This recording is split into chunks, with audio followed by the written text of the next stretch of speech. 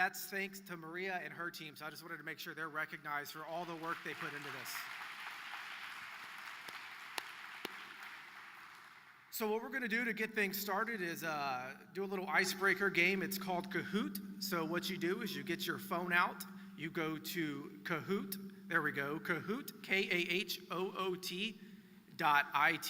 No .com, no .gov, no .org, .it, Kahoot.it. And if you don't have your phone out, if you can't get on the Wi-Fi, if you're having problems, just buddy up with the person next to you and we can do a two-person team. It will give you a little bit of advantage, but I think everybody would be fine with that. All right. So that's the PIN number you put in when you get to Kahoot.it. Thumbs up, everybody getting there? A couple more seconds.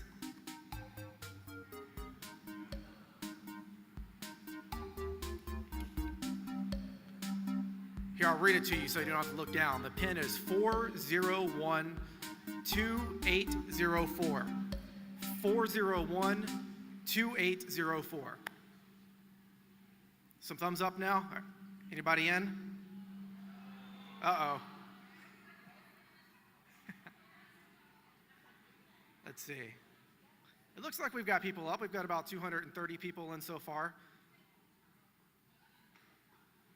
All right, we're going to go ahead and get rolling, and if you can join as we go along, so it's something that you won't get locked out of it. You can join in.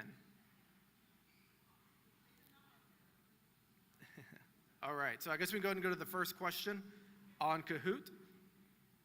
It's loading. Okay, so in which MSCs are the neighborhood restoration centers? Your options there are color-coded.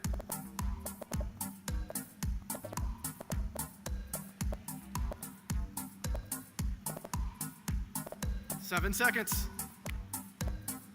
4, 3, 2. All right. So were you right? It's Acres Homes, Kashmere, Northeast, and West End. The square. It looks like 78 of the people playing got it right, which isn't everybody, but it's pretty good. All right, next question. Oh, there we go. We got a leaderboard. John Cena's in the house. I can't see him. Nobody gets that, huh? All right, here's the next question. What is fishing?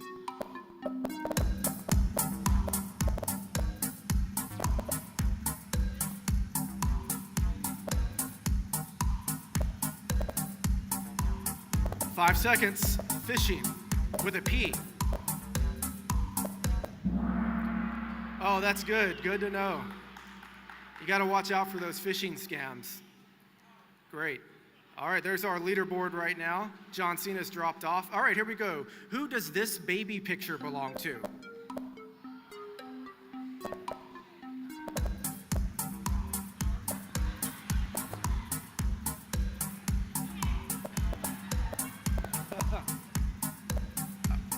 All right, 5 seconds.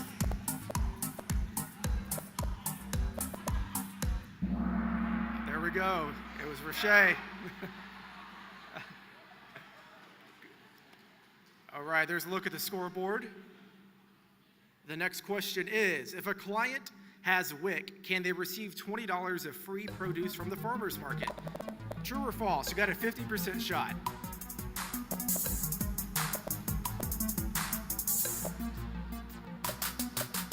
10 seconds.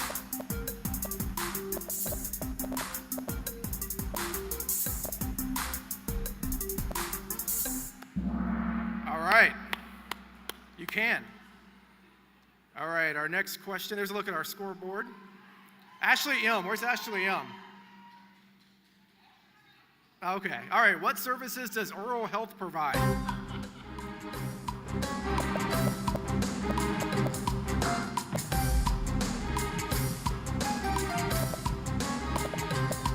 Ten seconds.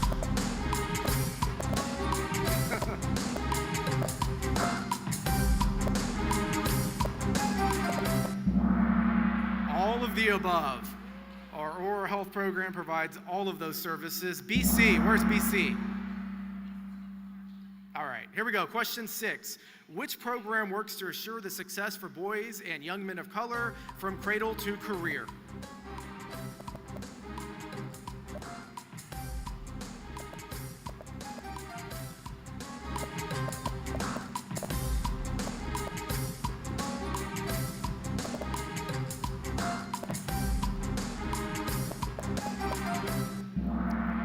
And of course, that's the Bureau of Youth and Adolescent Health. And you may have seen in the Pulse that came out this morning, our MBK program is recognized in the Obama Foundation newsletter, which is really cool. So make sure you check out the Pulse that came out this morning for a link to that story. All right, Ashley M. is in the lead, somewhere back there. All right. Let's see if you can hold on to it. It's a pretty close race. Another baby picture. Who is this?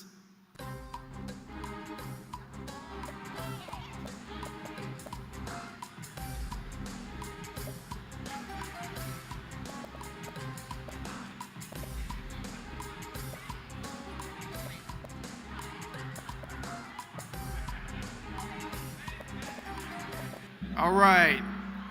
That was John Fleming.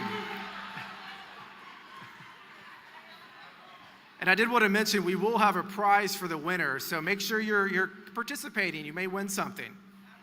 All righty, the next question. Scoreboard first, Ashley M. widening her lead. Which program helps pregnant women, new mothers, and kids learn about nutrition and staying healthy?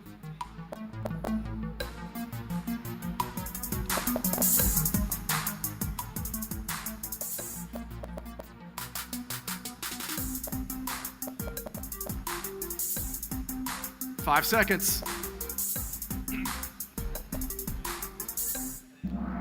Oh, great. WIC. Overwhelming. Everybody knows that. That's good to know. All right, let's look at the scoreboards. Woo, commanding lead. I think Ashley's going to win something. All right, question 9. Whose baby picture is this? Another baby picture. Oh, you think you know.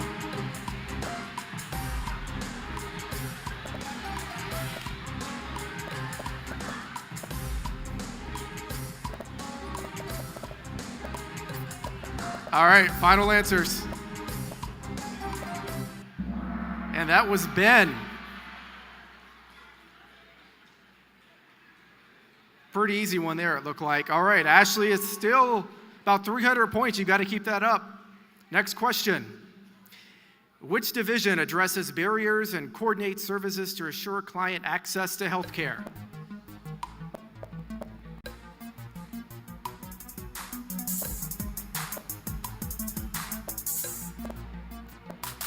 This is going to be our last question.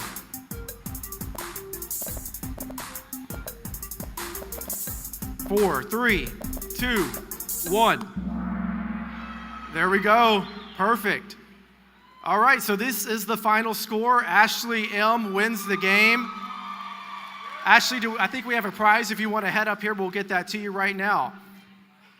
So I'm going to go ahead and turn it back over. Well, not back over. I'm going to turn it over to Director Williams.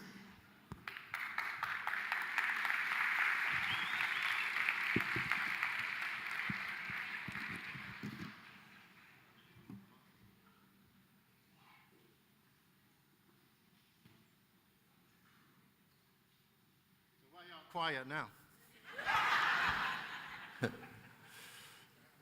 I guess the mic is on now, right?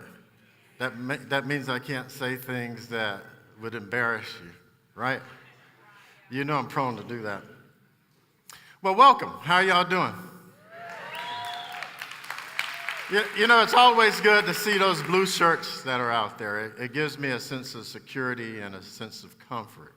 But it's also somewhat overwhelming. And first, I want to start by telling you thank you. Thank you for allowing me to be your leader for almost 14 years. It's been the most pleasurable, challenging, and enjoyable work experience of my professional career.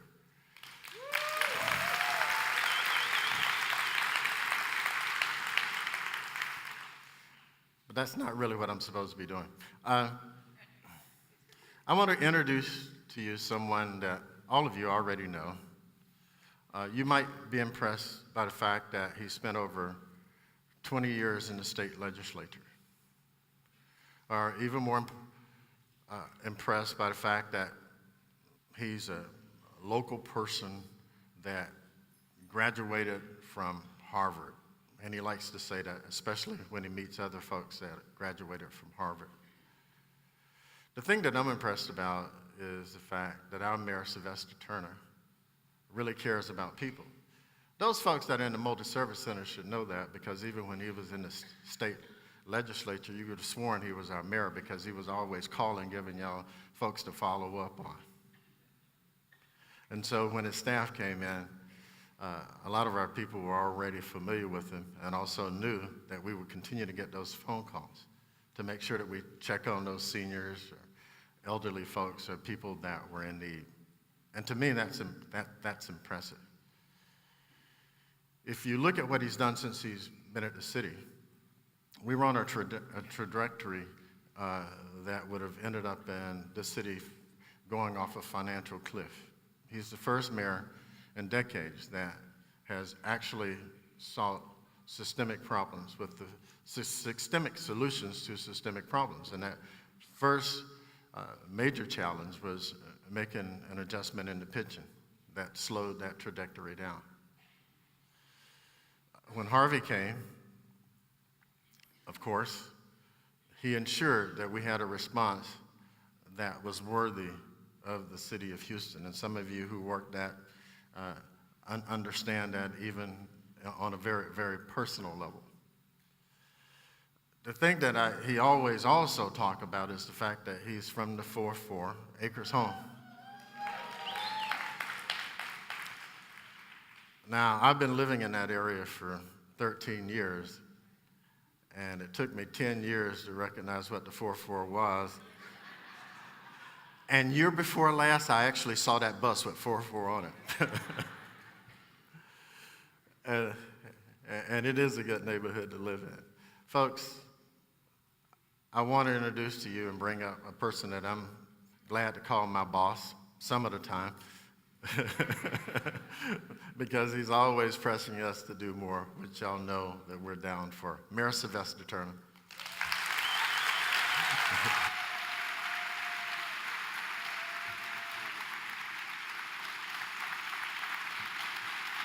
Thank you all.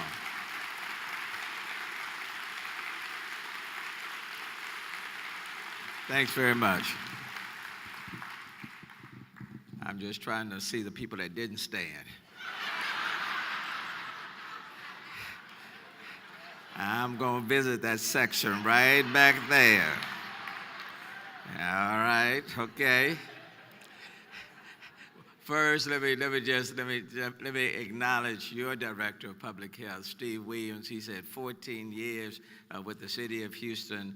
Look, I appreciate him. I know you do. He does an excellent job, continues to do an excellent job. Give it up to your Director one more time, Steve Williams.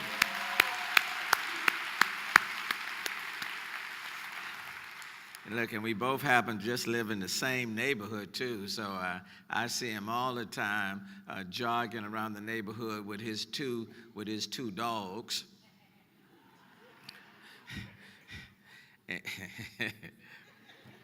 He needs to carry that scooper with him, you know. Because the next time his dogs decide to use my yard as their restroom or something, we're going to have a problem. The mayor going to be yelling at him. And then he's going to really see what it means to come from the 4-4. Now, he got up here talking about the 4-4. I said, where in the hell is he coming from? The 4-4.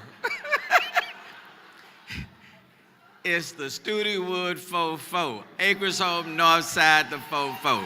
That's what it is. But look, I appreciate him. I have asked repeatedly since I've been here for the department to do more and more with less.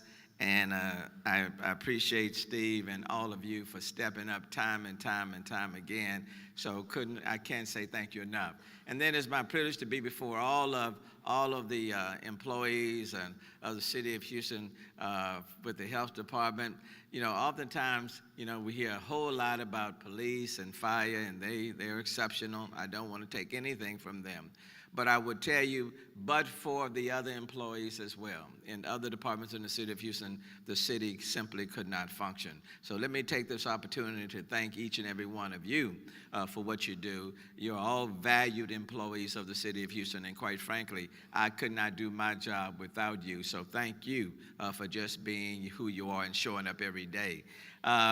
Look, let me just say, Harvey dropped a whole lot of water on us.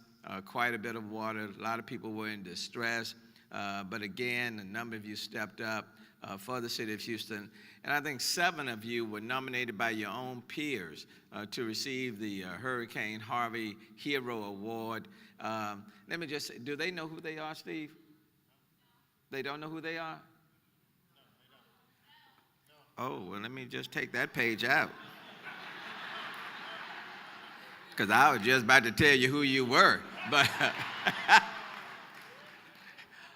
all of you are the Hurricane Harvey heroes.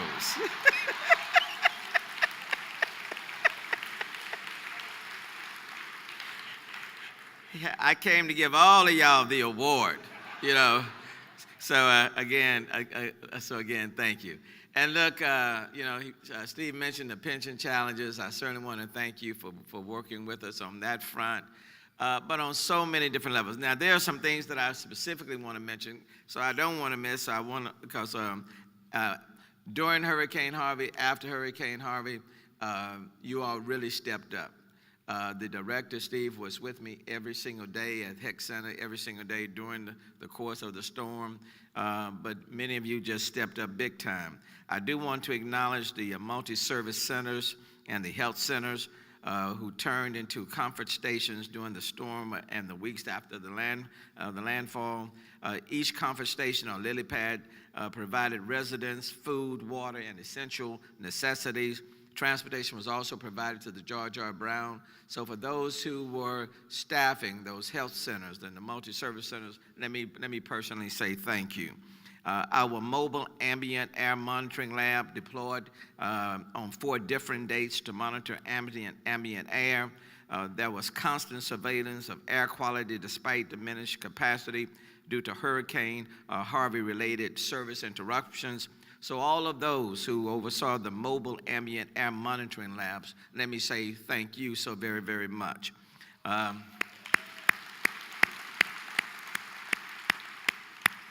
The consumer health inspectors conducted 1,860 disaster surveys of food establishments that reported damage or were active at the mass shelters. The epidemiology, whatever that is. Hell, I'm from Acres Home. I don't even know why they put that name in these notes. Had a 24/7.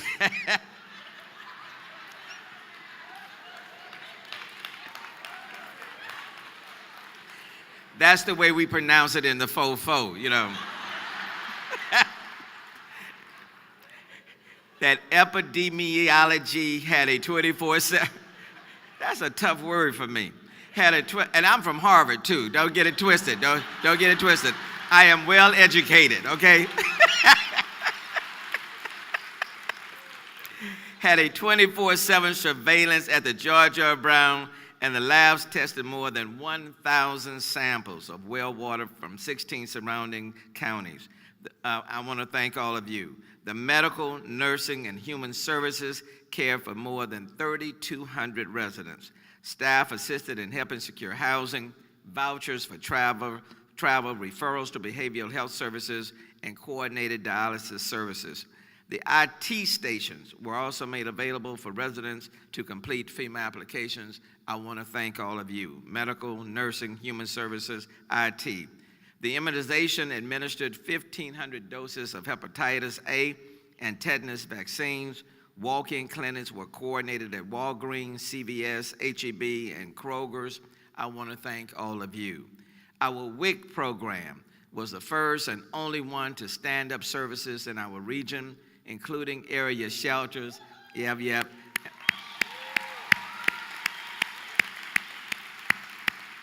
At the area shelters and large retailers, I want to personally thank you. Our area agency on aging. Insured seniors continue to receive their meals in the aftermath of the storm. I certainly want to thank you. And 6 months have passed since Harvey, really 7 months have passed since Harvey hit, and I cannot thank other departments more so than you for setting up the neighborhood restoration centers and staffing those centers. It was the work of this department at the Kashmir Multi-Service Center that led to restoration centers being duplicated in various neighborhoods, and I want to thank you.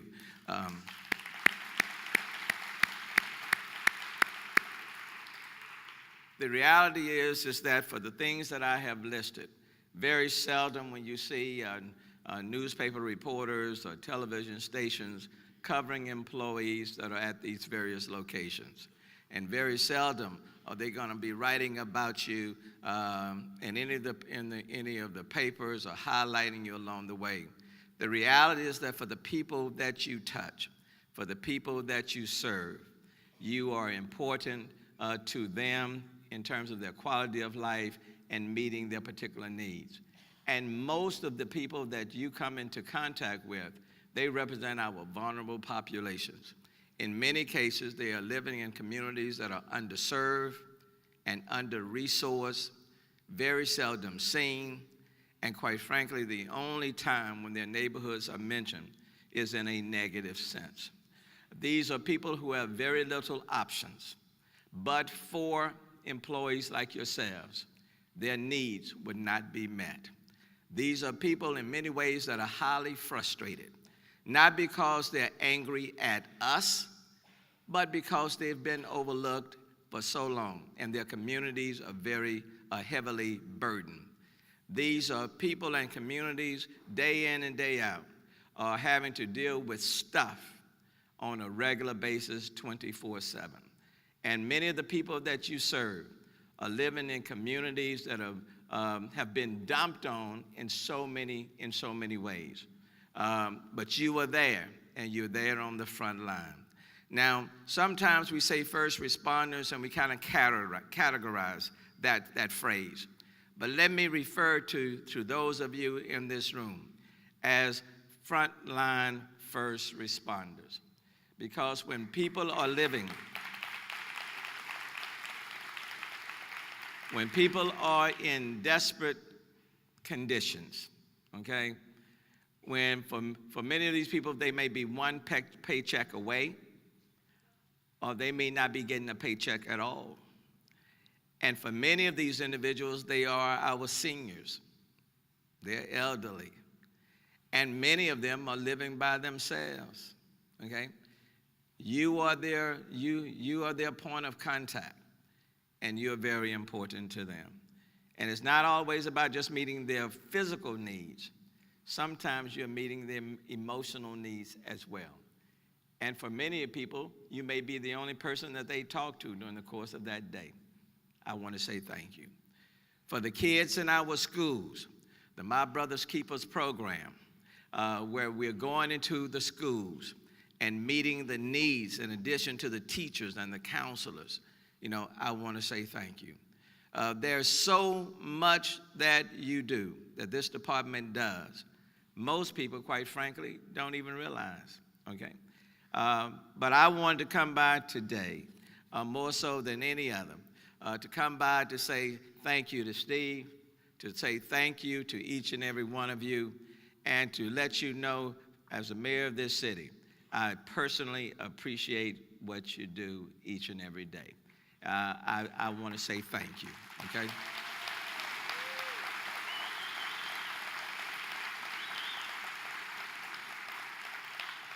And then lastly, we're in a city where we all need each other. Okay. There are no big I's, there are no little U's. Everybody in the city of Houston is important, regardless of your title, okay? Or even if you don't have a title at all, okay? Every single person here is important. Regardless of what you get paid, everybody is important. And I fully recognize that the work that you are doing, you're not adequately compensated enough. I'll say that as well. Okay. And there are some days you may not even feel like coming into the city. You were not supposed to agree to that. Now, I just said that. I'm going to follow that section right back there. So let me just repeat it, but I don't need a response. There may be some days you may not feel like coming into the city, okay? And I say that because there are some days I don't feel like coming. I love the city, but there are just some days, you know, you just say,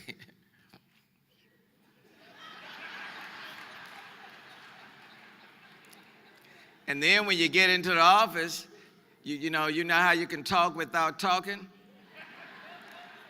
And you look at certain people and say, not today, now.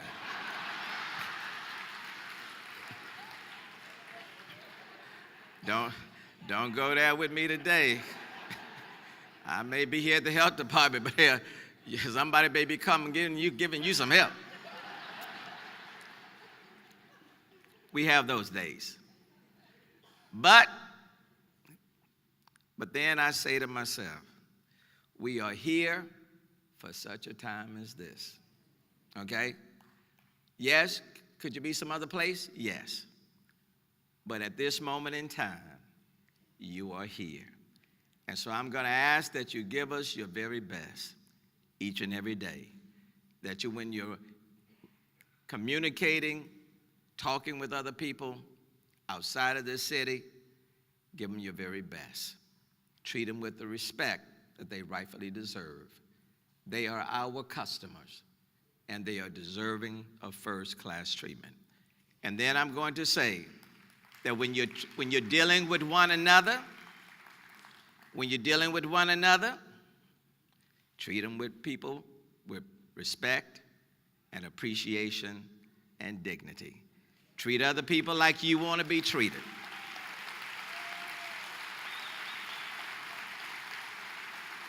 Treat other people like you want to be treated. Keep the mess out of the city hall. Keep the mess away from wherever you may be working. And if some employee just having a bad day, you know, they just having a bad day. But do like I do, just look at them. I have to do that sometimes with some of the city council members. And then I have to say to myself very quickly, now, Sylvester, don't go fo-fo on them now. Hold it. You know, but I appreciate you. I love you. I wish you the very best. Help me to make this city the best city for any group of people, any place on the face of the earth. If we work together, we can make it happen. Thank you for having me. Thank you, Steve.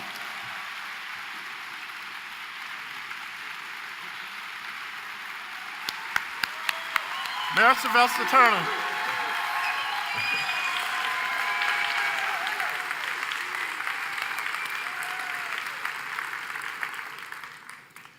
I want to thank all of you for standing up. That means I can at least keep my job for another week. I just want to correct one thing that the mayor said, and that is I do pick up behind my dog.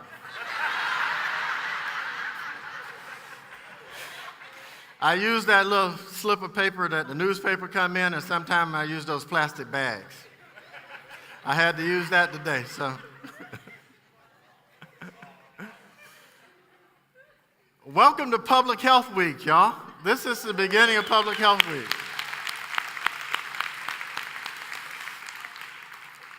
You're here this again, but I want to invite all of you to our event on Saturday at Judson Robinson Park. Last year, it was really fun.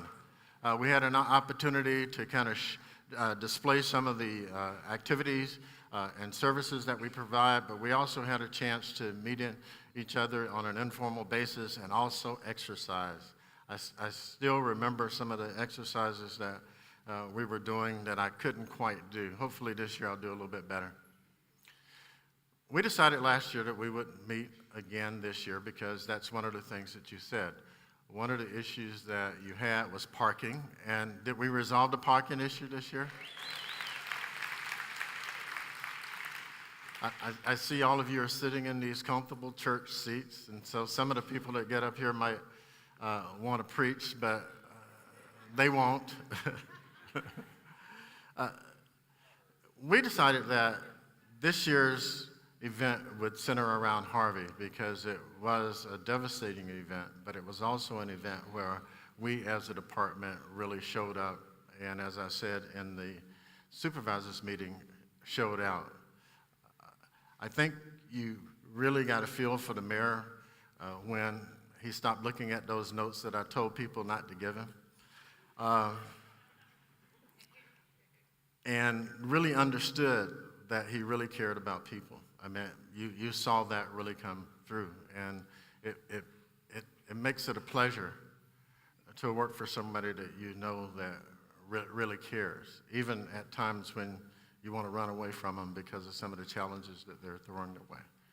So what we're going to do next is to give you an overview of the organization. We're going to play a short video, and then I'm going to come back and do a presentation of some of the things that we've done this year and some of our challenges and a few remarks of my own.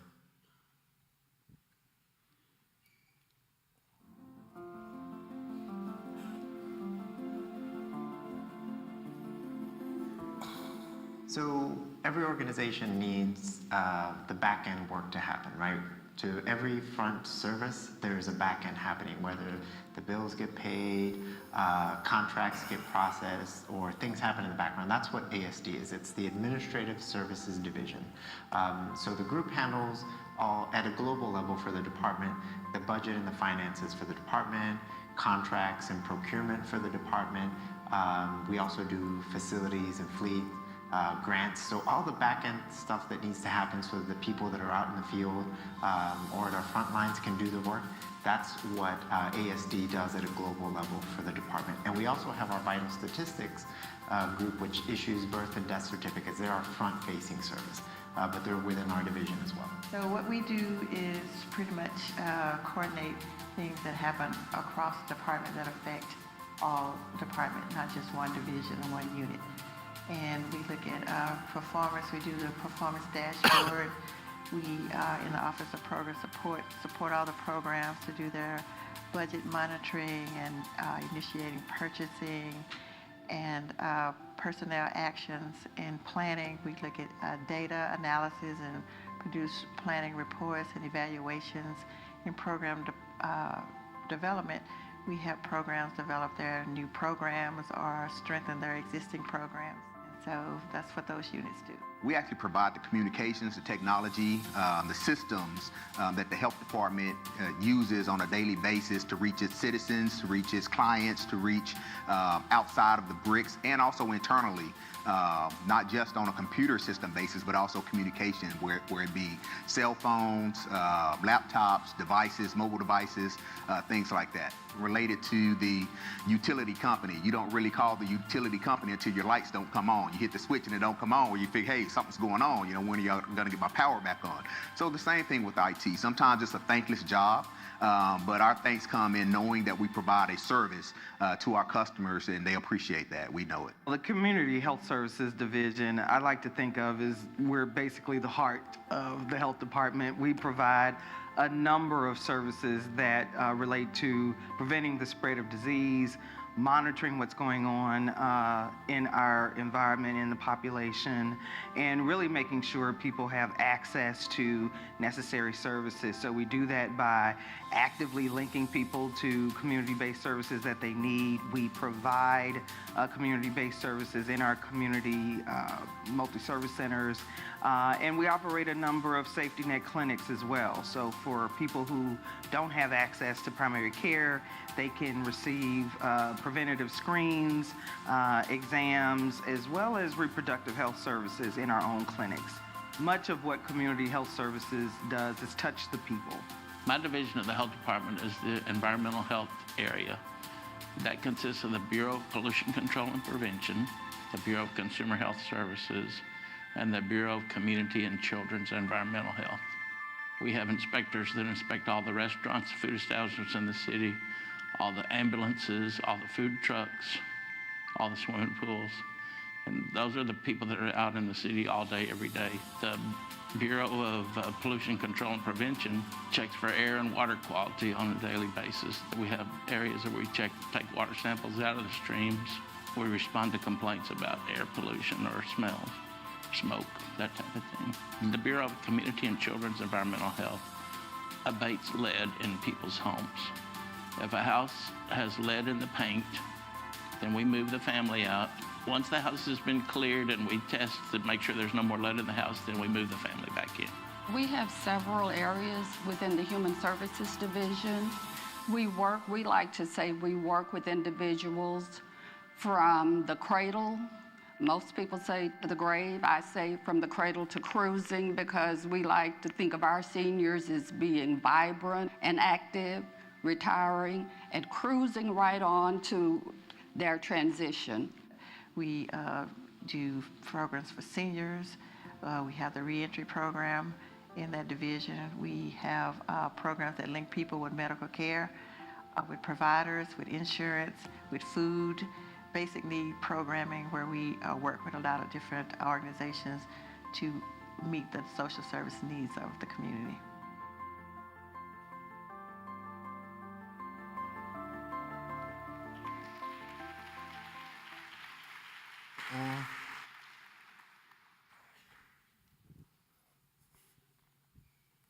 This thing fell off my belt. Before I go into my presentation, I want my two deputy directors to stand up, Rashay Jones and Judy Harris. Then I want all of the other assistant directors to stand up.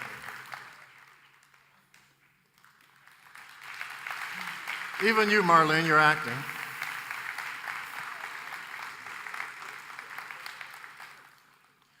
You know, most of the time people, y'all can sit down now. The reason that I do that is because they always tease me about not saying thank you. And so I decided that I would practice. You know, most people look at the director of the department and believe that he or she is really the driver of the organization. And yes, that's true when it comes to setting vision and general direction. But the fact of the matter is, this work will not get done without the deputy assistant directors, the bureau chiefs, the assistant deputy directors in this organization. I acknowledge the role that they play, and I just want to publicly thank them for their leadership roles. Give them a hand, y'all.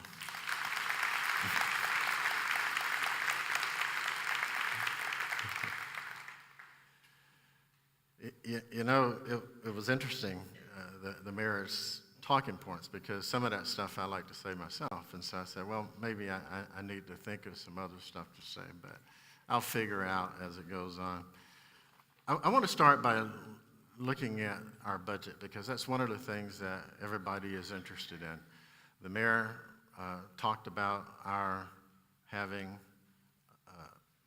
to give up some of our budget. Will, this is really strange because I can't see the slides, but I'll make it work. Y'all are looking at the budget slide, right? Oh, you're not? Oh, I thought y'all were looking at the budget slide. Huh? You're looking at me? All right. I hope I don't scare you. There it is. Okay. You know, for the last, since 2011, we've been giving monies within our department, which means that our general fund has been shrinking. But the fact of the matter is, we have actually been surviving and in some cases thriving, mainly because of the 1115 waiver and some of our special revenue funds. And so I'm grateful for those of you who have worked on the 1115 waiver and work in our special revenue funds. Can you believe that this year we gave up $10 million in not laying off anybody?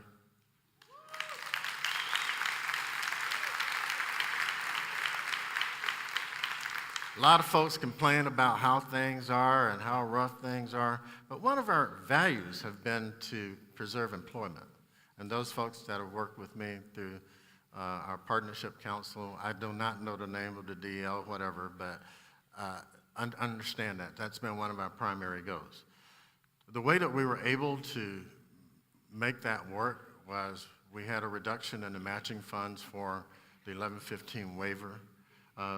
We also moved some general fund vacancies to the 1115 waiver. We were able to also reduce some of the vacancies. And so I'm grateful for those of you who helped us to get to that point without actually laying people off, because I think that it is a struggle if folks don't have enough income to make ends meet. And so we try to model that within the department. And that'll continue to be one of our values as we move this organization on. The next slide, Will. Just a couple of financial highlights. The 1115 waiver was approved for an additional 5 years, but funding for 4 demonstration years, years 7 through 10, and the final, we'll have that time to complete our final reporting. But the fact of the matter is, the 1115 waiver has actually changed. The nature of it has changed. Before, those of you who are working in the individual programs realize that, understand that in order for us to draw money down, we had to make performance measures in those individual programs. The way that where it's transitioning, we're going to have to actually look at more clinical outcomes. And so there's going to have to be some retooling within our clinics and a couple of our other programs in order for us to fit into the new model. What I want you to do, if you're going to be subject to this, is to understand it and understand the importance of it. This is actually where our environment is going from a public health perspective.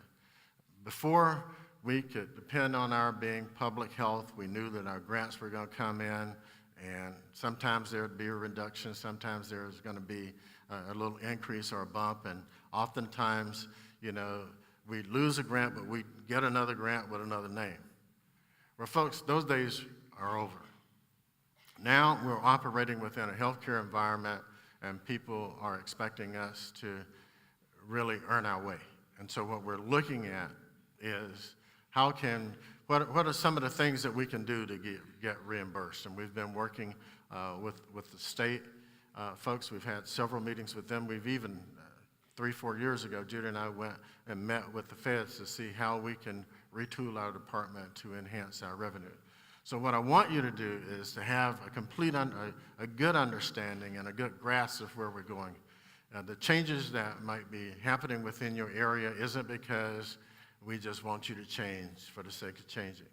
It's because the environment is changing, and if we're gonna not only survive but also thrive, we have to understand that environment, and we have to operate within that environment to really maximize the resources. Let's talk a little bit about our reach.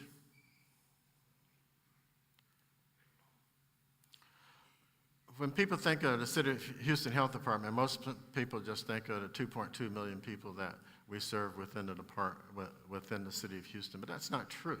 We actually, in some cases, serve a population of the more than 4 or 5 million folks that exist within the county. For instance, our Area Agency on Aging covers all of the county. Our immunization program, our contract with the state covers all of the county. Our lab covers, 17 surrounding counties. Our Aging and Disability Resource Center covers 7 counties. And so when we look at projects like Project Saving Smiles or Seated Succeed, we cover all of the school districts and the surrounding counties too. They're open to access services that we have. And so I want all of you to understand that, just to get a feel for the impact that you can have working in the Houston Health Department. And because we're in a very diverse city, there is one thing that we've been paying more attention to, and that is being culturally and linguistically competent because of the population that we serve. I want to thank Angelina Esparza. I started to call her Esperanza. Those are two first names, aren't they? Angelina Esparza and one of my favorite people, Barbara Sudoff McGill, for their leadership on our cultural and linguistically competent service. I didn't go to Harvard, but I do know how to say that. And if you ever catch me saying faux, then I'm in a totally different environment because I don't talk like that. There are a couple of areas, actually 4 areas that our efforts around being culturally and linguistically competent cover. One is language access. Accuracy of translation is one of the major focuses on that.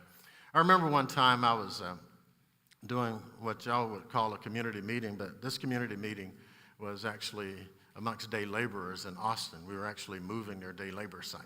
And I had someone that was translating for me. And I'm thinking this person is really accurately communicating what I'm trying to tell the folks. And I had one of my staff members come with me who spoke Spanish. And she said, Stephen, she pulled me aside. She said, do you realize that that guy is saying the exact opposite of what you're telling them? I was horrified.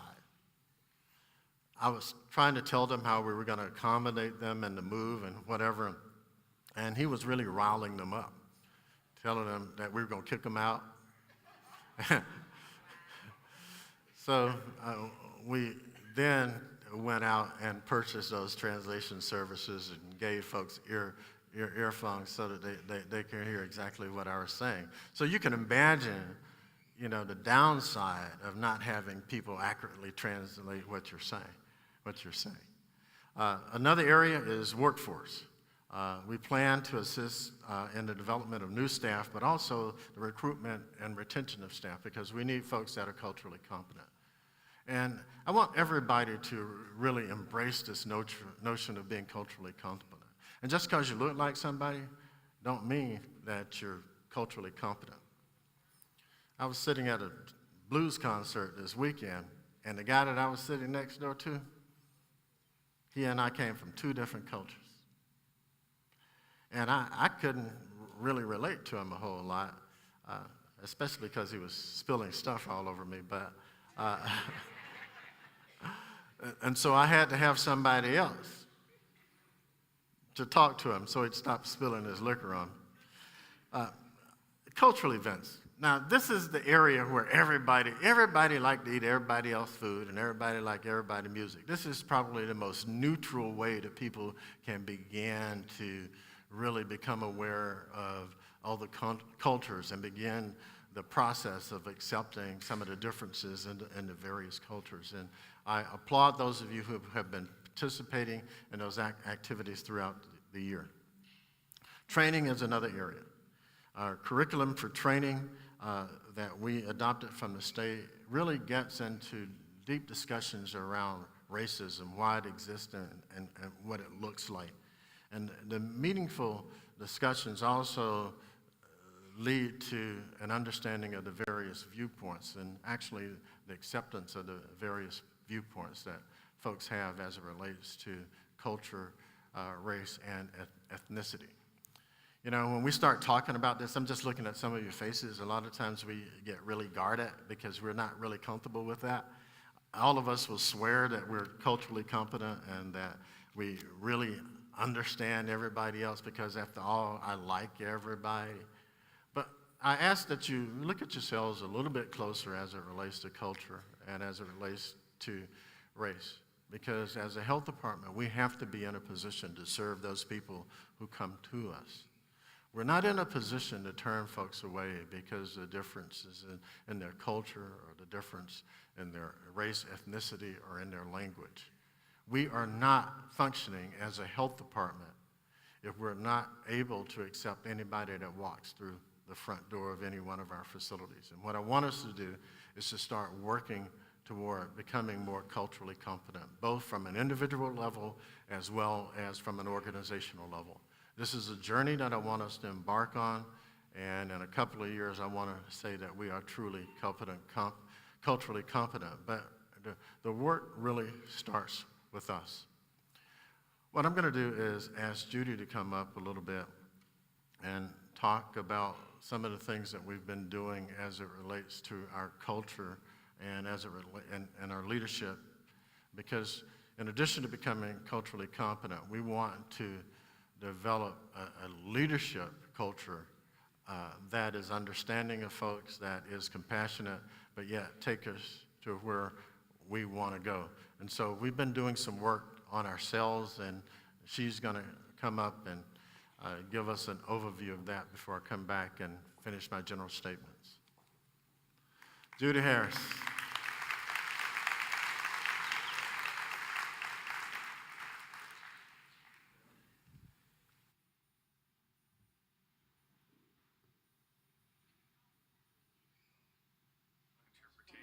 Health department staff can have access to certified medical interpreters via video, which is basically like using Skype or FaceTime, in well over 200 languages. Thank you for calling Language Line Solutions. This is Ahmed, ID number 252632. I'll be your Arabic interpreter today. So some languages are really common, like Spanish and Arabic, and Burmese, others not so familiar. But basically all you have to do is, if you have the software loaded on a city-issued device, you can access an interpreter pretty much 24/7.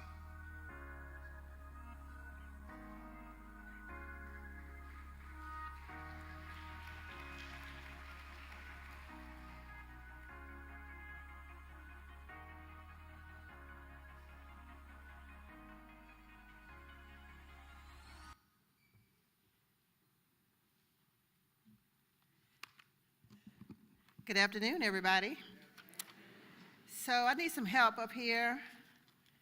I need Robert Hines. Is he in the house? Robert? Come up here, Robert. What about Irma Montez? Irma? Did I get her name wrong? Irma, come on up here, Irma. Irma! Come on. Where's, oh, Delgado. I'm sorry, I got her name wrong. That's why she's not coming. What about Sawi? Sawi Lamb? Is she in the house? I saw her earlier. What happened to Sawi? Stephanie? Is Sawi here? Oh, there she is. And Essie, is Essie here? Okay, Essie, can you come up?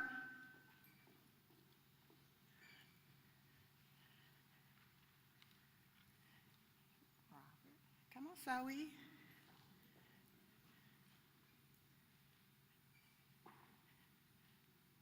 So, you know, I need a team. I need some backup up here.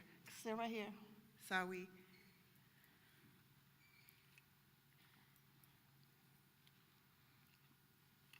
And here comes Essie, who I heard did a wonderful presentation at the Texas Public Health Conference. Come stand right here.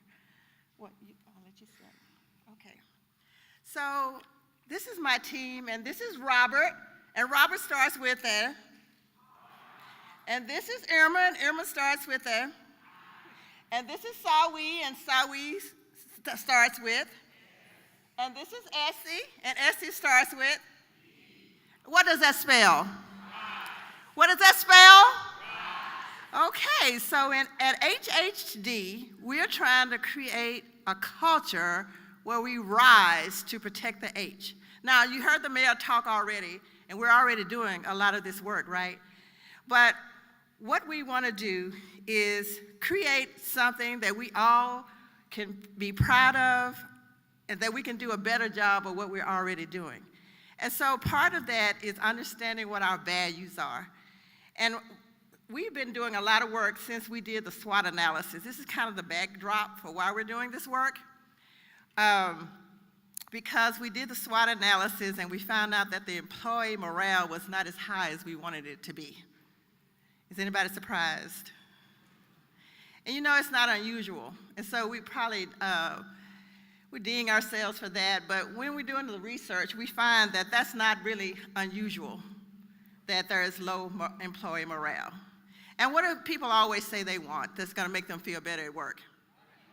Money. But do you know that the research says that that's not the thing that motivates people the most? So do your own research. Don't trust me. I don't trust nobody until I go looking for it myself. But do the research and see what it tells you. Don't just believe me. But we're trying to create, because wait a minute now. The mayor was here. If there was more money to give you, the mayor could talk about it. But he said he couldn't do that. So I can't either. Ever since I've been here, people, Rashay Jones is one of the ones, culprits, have been asking me when I used to go visit the clinics and everything, they want more money. I was like, you know what, if I had it, I would give it to you. But I don't have it. But I can give you only thing I can give you is what I can give you. It is a good working environment, an opportunity to be successful at your job. And that's what we can give you. A place where you want to come to work, like the mayor talked about showing up for work. So it's not a drag for you to come to work every day. Because you spend a whole lot of time at work, right? How many hours you gonna spend at work? At least 8 hours a day, right? Why come to a place and be miserable every day? But do you know who's responsible for making sure that you have a good day? Is it your supervisor? Is it your manager? Is it your AD? Is it your director? Well, and part of the answer is yes to all of this, because we all have to contribute to making this a good work environment, right?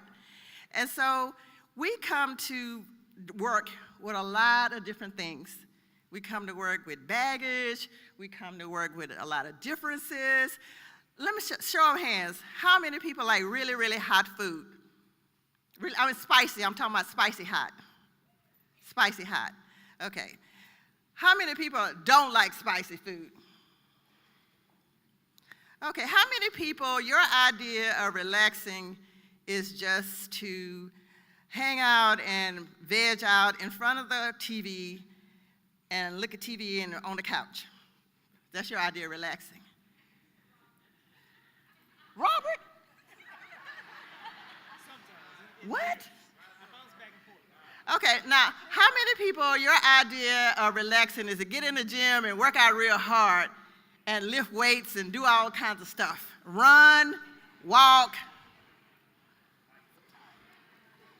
Oh, good. Okay, now, how many of y'all, when somebody says something or does something that you don't like, you just gonna tell them? I'm gonna just tell them what I feel, and I'm just gonna get them told, like the mayor said, in my fofo voice. You know, like I'm just gonna keep it real. How many of y'all keep it real kind of people? Raise your hand. Keep it real now. How many of y'all keep it real kind of people? Okay, but how many of y'all like, you know what? I'm not gonna say anything because I really don't wanna create more problems that's already there, so I'm just gonna let it go this time, and maybe I'll pass them a note.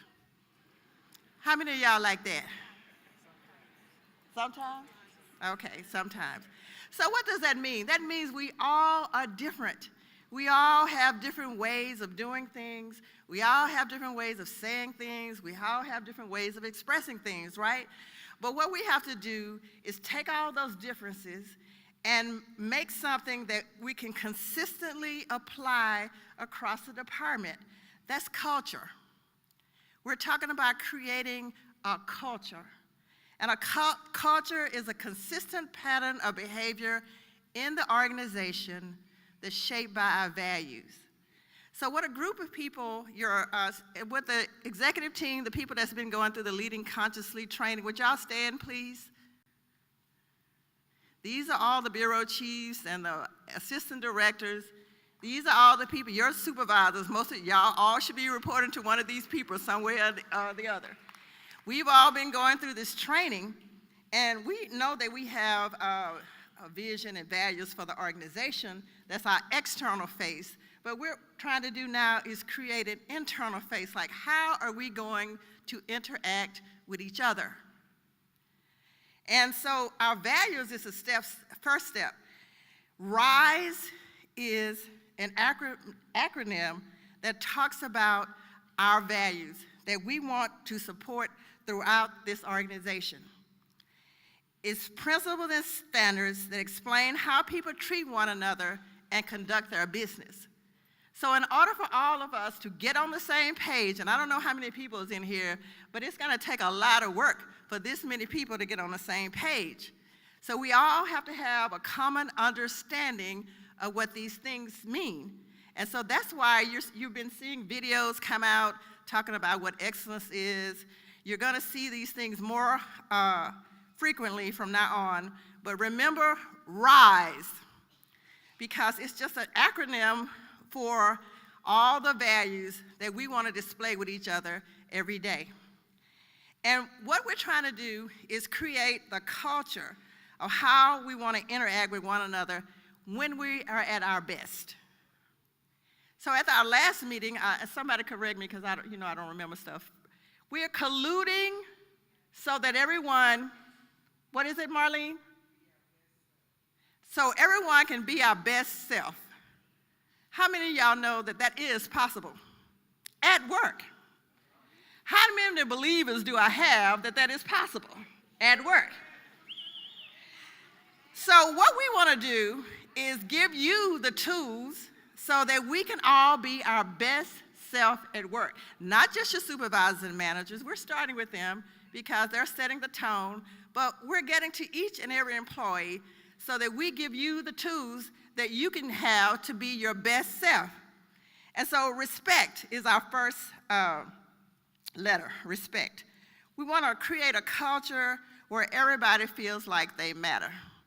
Look at your neighbor and say, you matter. You matter. You matter. Okay? Everybody here matters. But you know, one of the tools that we need is how we use our words. Words are important. If you are a religious person, a Christian, then there's a thing that says the power of life and death is in the tongue. So your words can speak something positive into existence, or it can speak something negative into existence. And so some of the tools that we're learning in our training is this concept called emotional bank account. How many, you don't have to raise your hand. How many of y'all have ever been overdrawn? That's not a good position to be in, right? Because in order for you not to be overdrawn, you got to make more deposits than you make withdrawals. This is the concept that if this is a teaching moment for today. Get this down, emotional bank account, use it at home before you try to come and use it at work. But you have to build up credit with people. You can't talk negative all day long or take something away from people all day long, and then when you need something, you don't have no deposits with them, right? So this concept of an emotional bank account is put more in than you take out. And what we learn is, and I got to practice, we're supposed to be saying it takes five, you have to say 5 positive things for every negative thing that you say. We can all practice that. If you want to work in a positive environment, create one. Find the good things about where you are and talk about those things more than you talk about the negative things, right? So we're putting these things, and the concept is called the emotional bank account. So if you're having problems with your children, let's say they're not doing well in school, well, tell them all the good things they're doing that you do like. I like that you cleaned up your room, and I didn't have to tell you. I don't know if that ever happens. You know, I like that you came home straight from school and called me like you were supposed to, right? Sally, you gonna practice this? Because I know Nathan is a handful. You know, I like that you wash dishes and I didn't have to tell you. Does that ever happen? Well, sometimes, maybe somebody with some exceptional children. But you put those positive things out there to your children, and then when you have to talk about them about how your grade is not so good, then they don't think you're always talking negatively to them. You put a lot of positive into them. It's the same concept at work, and it works both ways. How many of y'all think about your supervisors have feelings? I mean, sometimes it's all about you, right? You know your supervisors got feelings too. So that goes both ways, right? They have to be concerned about you, and you have to be concerned about them.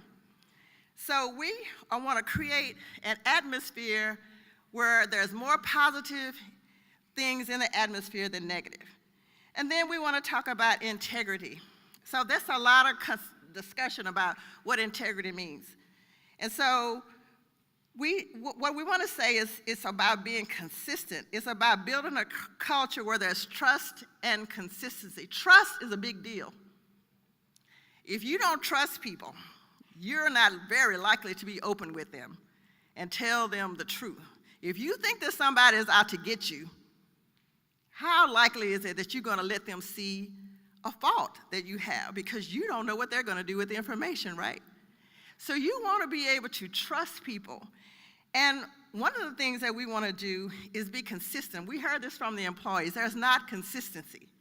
Like, we have policies. One supervisor is a hard-nosed person, and they follow the policy to the letter of the law. And then there's another supervisor who's very lenient, and they don't care what you do as long as you get the stuff done. And now here we got an inconsistency, right? Because now it doesn't look fair, because they get to do this, but I don't get to do this. And so one of the things that we want to do is look at our policy, look at our procedures, and make sure that we have a consistent application of them. Somebody just reminded me about this, about the dress code policy. Well, they get to wear so-and-so over here, and I'll see the people, I'm in the same building, and I don't get to wear it. This is a problem, right? Because we're not being consistent. And so we need to be able to trust that the rules that we have apply to everybody. So we're going to be doing some work, especially around the HERE policy, because that's a tool that we have that we're not using consistently. Because guess what?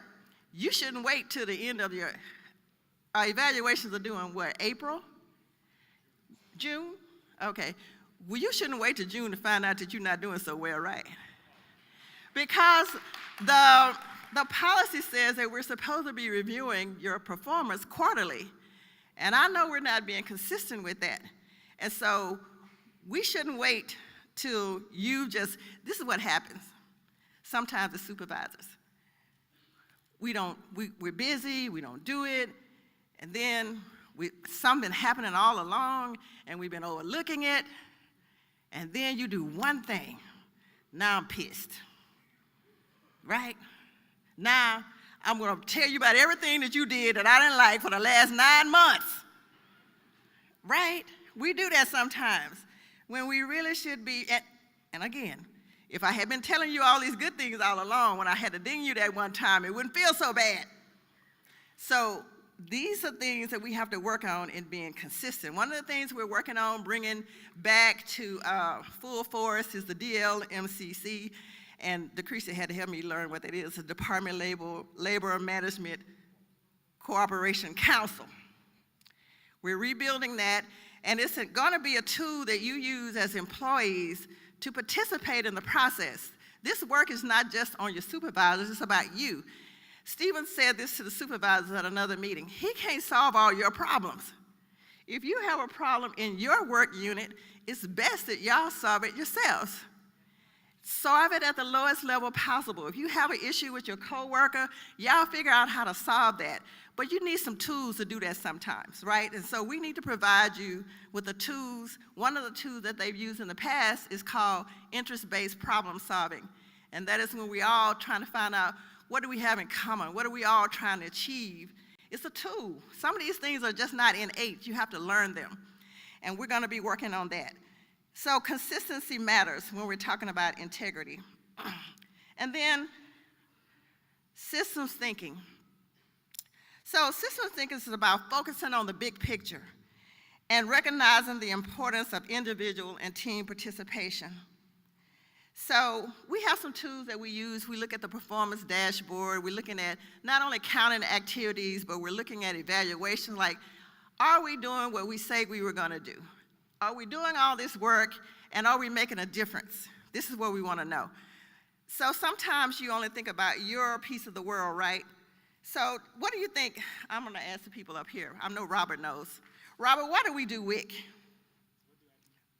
Why do we do WIC? Well, I mean, what's the ultimate goal? What do you think the results are? the ultimate goal is to have healthy families. So WIC is part of the reason, well, part of the way that we address having an ultimately healthy family, which leads to a healthy community, starting at the youngest level possible. Oh, go ahead on Robert. Give Robert a hand. Try a little something. I'm going to keep it over here. So why do you think we do restaurant inspections? Oh, well, that's one of the primary public health functions, is to protect the public from exposure to infections from our food sources. Oh, go ahead, Robert. Give Robert a hand. That's why we need a team up here. So I love the restaurant inspection people. Where y'all at? Where are y'all? You know what? Because I love to eat, and I love to go out to eat. And because y'all do y'all's job the way you do it, I can eat with confidence when I go out to a restaurant. And so, but the big goal is healthy families, healthy communities, is safe environments. But we look at the big picture because we're looking at what our outcomes are, but we can't forget about your role as an individual in doing the work. So you are just not a WIC clerk. Everybody working WIC, I know it's about half the people in here. Give me a shout out from the WIC people. Well, if you are the front line person in WIC, you are setting the impression for the whole department. You are the first person that anybody sees. If they have a bad experience with you, they're going to have a bad impression of the health department. So if we want people to perceive the health department well, then we have to treat the people well that we see on the front line. You are the first line of defense. You are creating the impression, if you are someone who interacts with people, of what the people think of the health department. And the mayor talked a little bit about the value. You know, everybody thinks HFD, everybody values HFD because if the house caught on fire, they want them to come. Police, if they want to be safe. We want people to value the health department the same way because we are protecting the H. We are making sure that people can eat well. Now, I can say this word, and I didn't go to Harvard, epidemiology. These are our disease detectives. Where are our disease detectives? These people are working behind the scenes 24/7. If somebody calls in a report of something that's reportable, they go out and find out what's happening. And they find out what the source is of the case. They make sure people get treated preventively. You don't know all the work. What was the thing, Kirsten, that we had that was big deal last? Ebola. They were monitoring people undercover. Nobody knew. Because not creating panics in the world. Zika is a big deal. Emerging infectious disease. We are protecting people every day. And so we think about those big things, but we can't do that unless each person does their part. And what we want you to do is understand your role in us achieving our results. Systems thinking, results matter. And then the last thing, is excellence. So we're talking about a culture of excellence. So in order for us to achieve excellence, we got to know what it is, right? We have to have some standards from what our programs are supposed to be doing, our outcome measures, to what our individual performance measures are. And I think we could do a better job here of saying, this is what excellence means. So you know what it looks like, right? And our job as managers and leaders is to make sure that you have the tools that you need to achieve excellence. It could be resources, it could be a computer, it could be training. There's a lot of things that you need to be excellent. And so we're going to be focusing on more of those things in the future. One of the things that we heard from the employees that we want to be recognized. And when I talked earlier about people wanting money, I know we all do. If I told everybody in here, you're not going to get paid in 2 weeks, would nobody show up? We all want to get paid. But the thing that motivates people the most is to be recognized for what they do. And I think we can do a better job of doing that. This event is one of those activities that we can do. And when I went to meet with the AAA staff, I asked them about some of the things that would be important to them of how they want to be recognized. And they had a lot of good suggestions. And I'm going to be collecting that information from the different groups so that we can make sure that we're doing the things that matter to you. And so achievement matters and accountability matters. And so these are some of the things that we're going to be working with from a leadership team perspective. We're going to be involving you as staff so that we can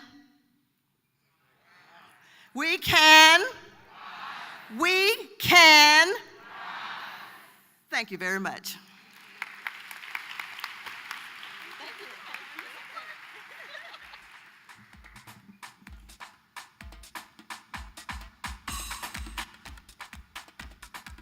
When we value each other's perspectives, our cultures, and we are respectful of each other's perceptions, I think that that adds a depth of understanding and a depth of value to our dialogue.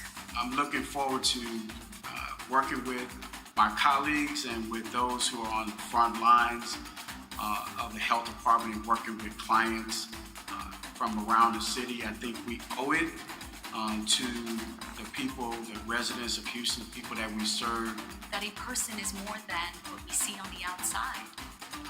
It's beyond maybe the accent that we hear in their language. It's beyond the color of their skin. It's beyond our assumptions, right? I think it's important to have a cultural and linguistic ambassador program at the Houston Health Department because we serve a very diverse population and we need to just be aware of our own cultural biases. I think it will improve our services to our clients. Houston is such a large, diverse city, and then the health department is so diverse. So in order to function properly with people, you kind of need to know where they're coming from. And if you do, you could better understand the way they communicate.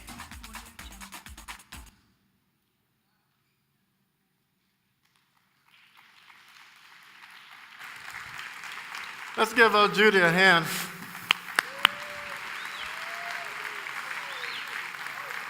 For that semi-sermon.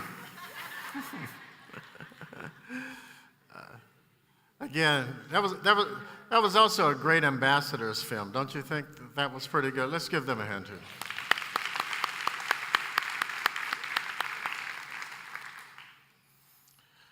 You know, most of the time, folks are, when they're looking for a change or they have a challenge, especially in the work environment, they're looking for someone with a title to help them meet that challenge or work through that problem or come up with solutions.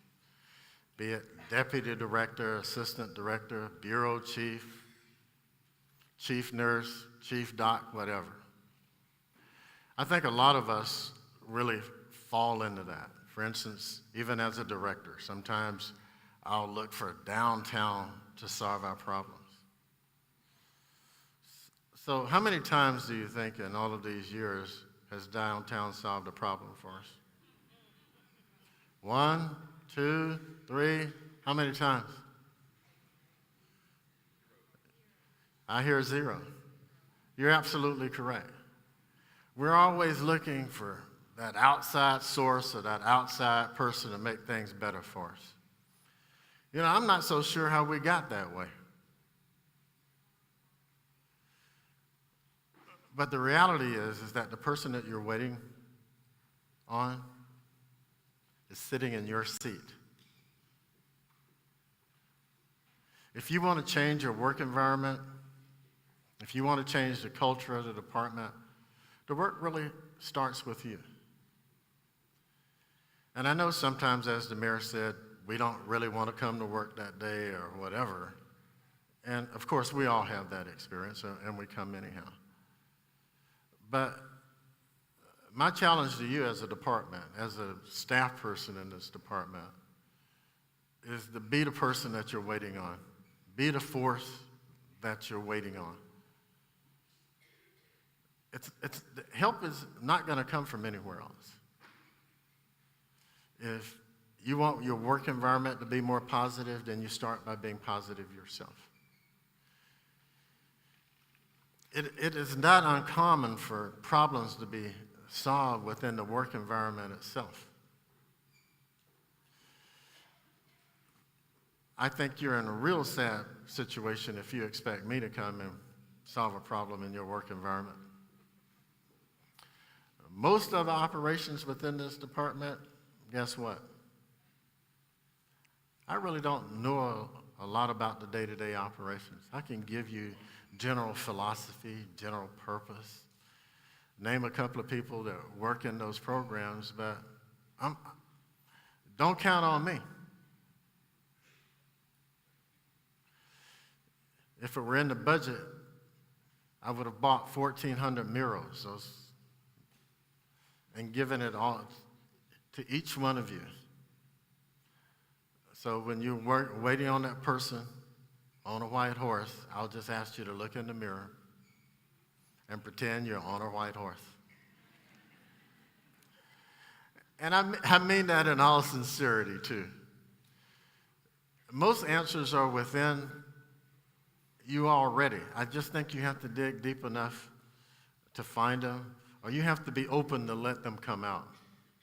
I have not gone into a work environment within this organization where people weren't committed, dedicated, and knew what they were doing. I'm not saying you always got it right, but you generally knew what you were doing. And so why would you expect someone from some other place to come in? You know the best consultants, what they do? First thing they do is start to interview folks, don't they? They do these extensive interviews. They charge you hundreds of thousands of dollars or a couple of $100 an hour for those interviews. And then they'll do a little research to do some benchmarking, and then they come back with reports that thick. And all it is a regurgitation of what you told them. So why should we wait until we can afford a $200 an hour consultant or $500,000 consultant to come in and change our environment or to solve our work-related problems? I think Judy said it really good earlier when she said that a lot of times that we're afraid to admit that we're not perfect or we don't know the answer. But to me, not being perfect, not knowing the answer is the very definition of being human. And so once you embrace the fact that you are human and that you are fallible and that you will make mistakes, I think that you'll be better suited to take on the day-to-day work challenges. The other thing I believe that influences whether or not we're willing to solve our own issues or to put the effort forward is because sometimes we're just downright resentful. Jeff has it better than I do. He gets paid more money. I hear that all the time. And a lot of times when people tell me that, and I go back and I look, they're not really accurate. You're thinking people are making more than you when in fact they're not. And if they are, oftentimes it's due to certain things that have happened, not because they're favored. But we hold it in our head that it's because we think that they're really special. Nobody's come to my office and said, "Stephen, sign this piece of paper because I think this person is really special." And if they did, just guess what I'd do? Like, how special are they? Seriously, though. There's no conspiracy to keep you down, Noel. You're welcome.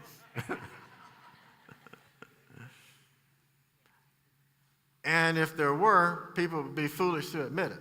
But I haven't really seen one. It's usually based on some justification or some logic. It doesn't mean that you have to agree with that justification or that logic. That's not what that's about. I'm saying that it's something other than you from a personal standpoint that decision was made. And sometimes decisions were made when they weren't even the right decisions. I remember a few months ago, Rashay called me and told me that she was straightening up my mess. Stephen, you did this, this, and this. Like, yeah, I did that. Well, why did you do it? Because I just wanted to get rid of the problem. Did you know this? No, I didn't know that. What do you think of me? If I'd have known that, I wouldn't have done that. I made decisions only with part of the information, and it upset the apricot. Things were all wicky-wacky, and she had to clean it up for me.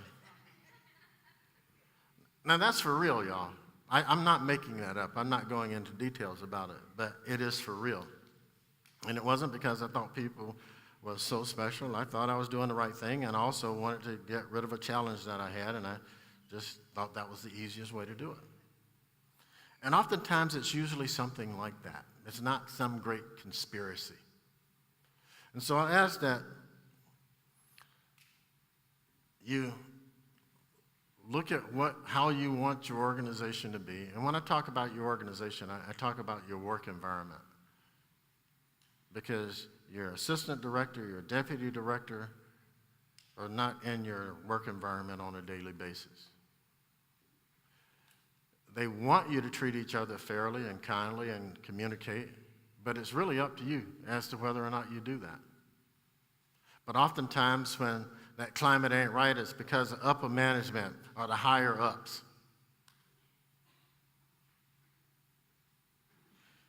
When the people that are really responsible are those folks that are working within that environment itself. That is hard for us to accept oftentimes, but I think we need to grasp it, and we need to embrace it, and we need to work with it.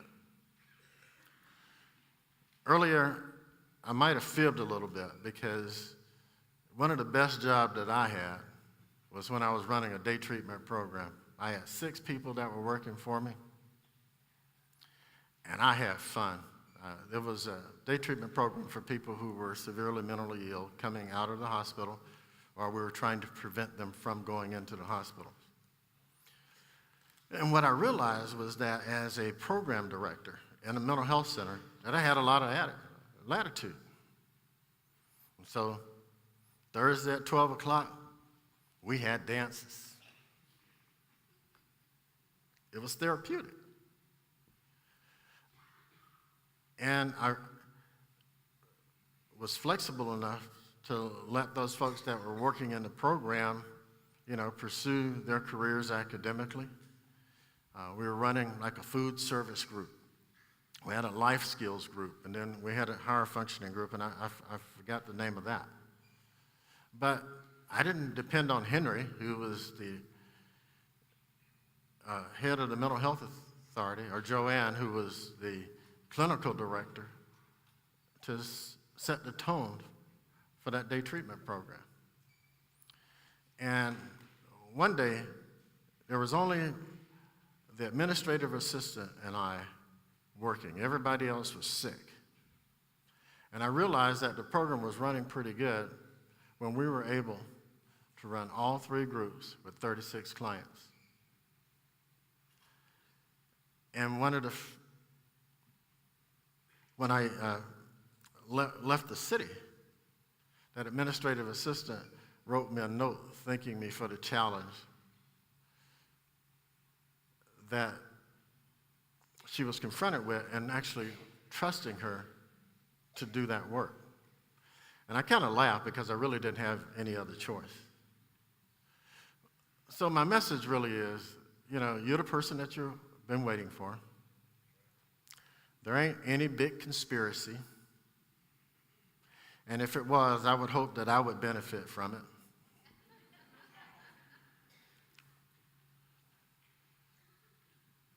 And that things can be exactly what you want them to be. Exactly what you want them to be. You just have to be the person that you're waiting on. And it will happen for you. And I'm saying this to a group of people who do good work anyhow. And so why function in an environment that's testy, that is unsupportive? I don't have any doubts that you'll get the work done because you've always come through. All I'm asking you to consider is continue to do the work in an environment that is more supportive of you and your fellow coworkers. And I'm asking that you hold yourself responsible and accountable for setting that tone. You've been here for a while, so I'm going to ask Benjamin to come and do a little icebreaker.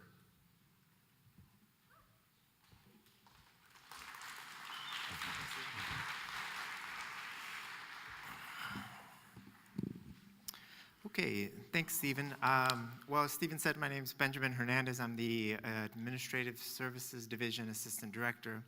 And it's been about halfway through the meeting, so we're going to take a moment to play a little game here, a little icebreaker. And I see some of you are walking out. That's okay, but trust me, you're going to want to stay for this. And you'll know why in a minute. So I'm going to need some help on stage here. I'm going to ask, let's see. Where's my immunization bureau? Immunizations, where are you at? Just stand up really quick. Let's give them a shout out. Let's give them a little hand. Stand up, immunization.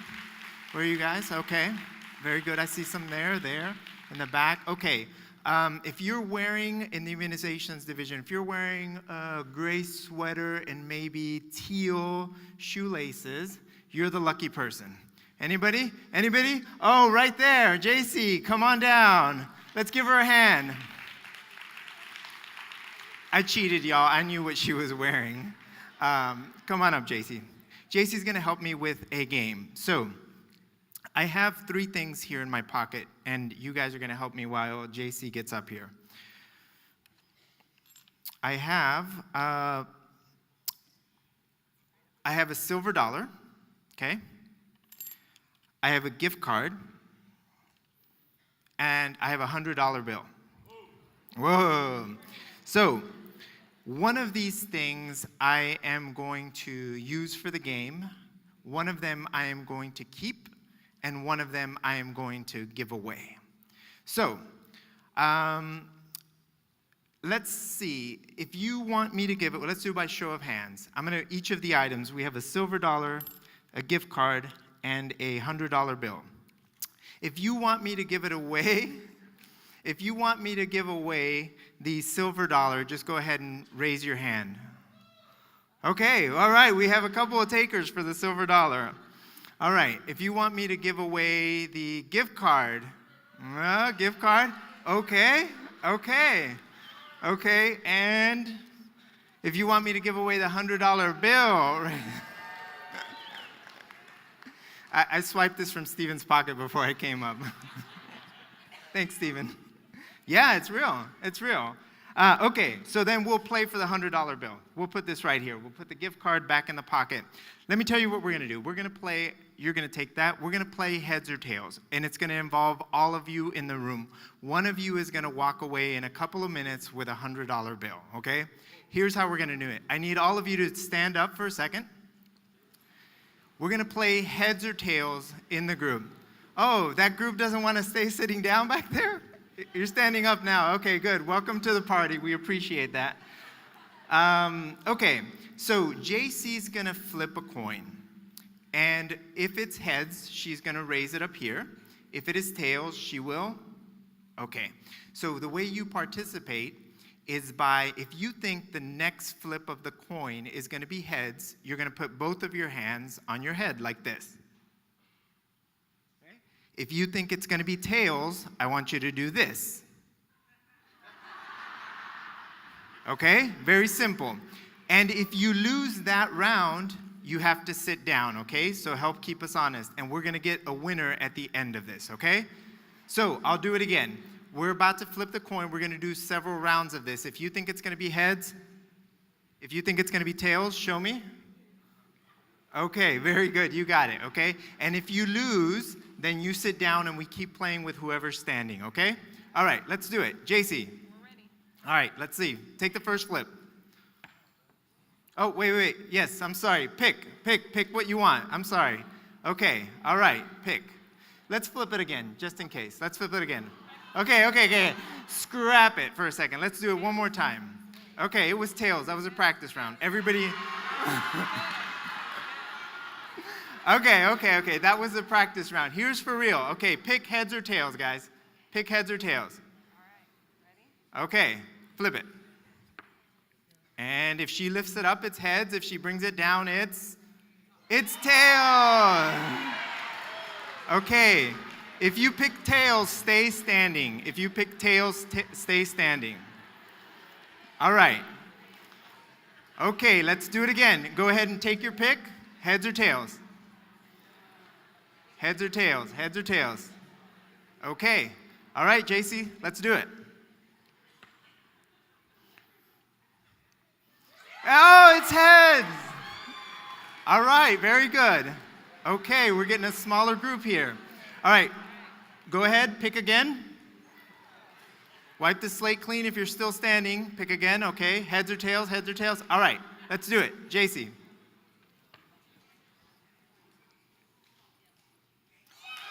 It's tails. Okay, how many folks we have? 1, 2, 3, 4. Okay, let's do one more round of this. Okay, those of you that are standing, heads or tails, go ahead and take your pick. All right, let's do it. JC.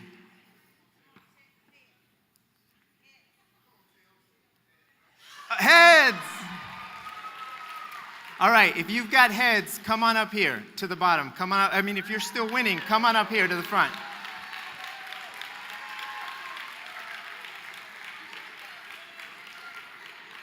All right. Go ahead and face them right there and just line up straight line. Straight line, straight line.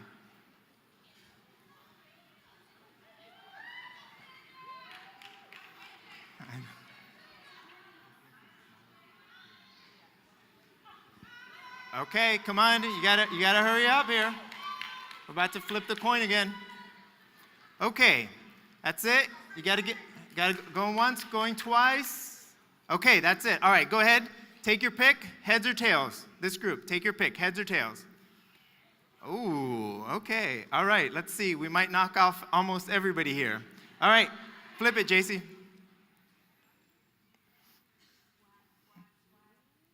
Heads. Heads. If your heads, stay up here. All right. All right, now you guys join me up here on stage. Come around this way. Join me on stage. Come on up here. This way.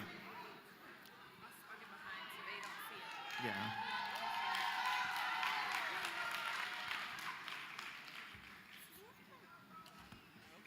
Okay, line it up right here. All right. While they're lining up, let's see. Give me a name here. Where do you work? Mercy Sunnyside. Vital Statistics. Kendra London. Rosie Martinez, Cashmere Multi Center. Sean Day, Immunization Bureau. Rachel TB. Edna Valderas Week. Shakendra Rigsby, Northside Health Center Immunization. You've got a crowd with you. All right, okay. You guys know how it works. Will? Wait. Will was not. Wait. Okay, you guys know how the game works, okay? So pick, heads or tails.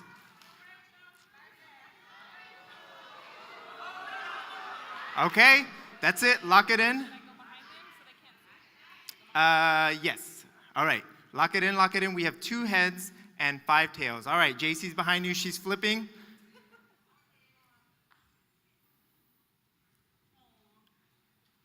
It's tails. Okay, if you picked heads, you can just join us off stage. All right, once more. Heads or tails, guys, pick it. Okay. Okay, you playing the odds? Okay, all right. Let's do it, JC. Heads or tails? It's tails. All right. Okay, ladies. Now what you're going to do is you're going to face opposite sides. One of you faces that way, one of you faces this way. Okay. So this is your scoot apart a little bit. Just scoot apart right there. And you can't look at the other person, okay? Really? Yep. Oh, well, don't look at the screen. Okay, don't look at the screen. So, heads or tails, make your pick. Oh, good point. All right, we're going to do it again. Go ahead and just take it off. Close your eyes. Close your eyes. Now do heads or tails. Okay. JC, let's come up here. Lock it in. That's your choice. And let's see what it is. She flipped, and we'll pick it up together, and we'll bring it. And it is tails. Thank you. Okay, so thank you very much for playing. Thank you. Thanks, guys. Appreciate it.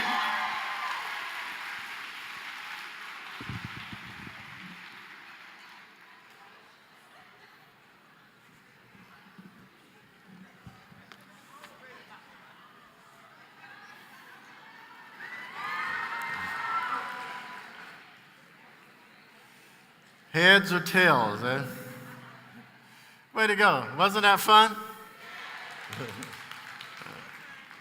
What did you say? Huh? Another $100? Wait a minute, where did the $100 come from? Huh? Is that what he promised y'all? All right, whatever. A gift card. Now you get in trouble with gift cards. I'd rather give you $100. Harvey.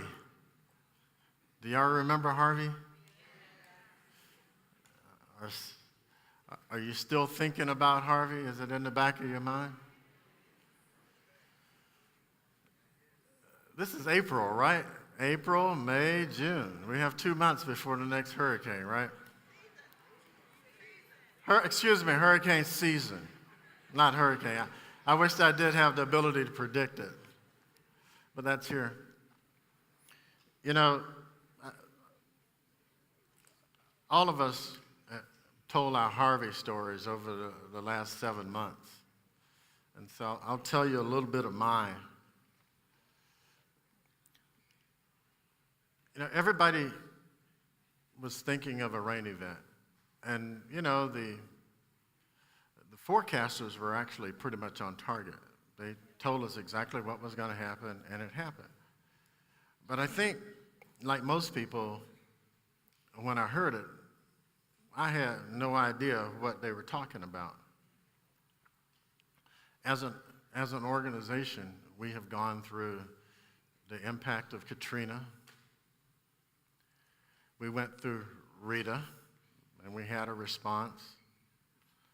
We had Ike, and we had the floods of 2015, 2016. And as a department, we fared pretty well. As a matter of fact, I think that our recognition as a department started to increase when Mayor White saw the nature of the work that we were doing as a health department.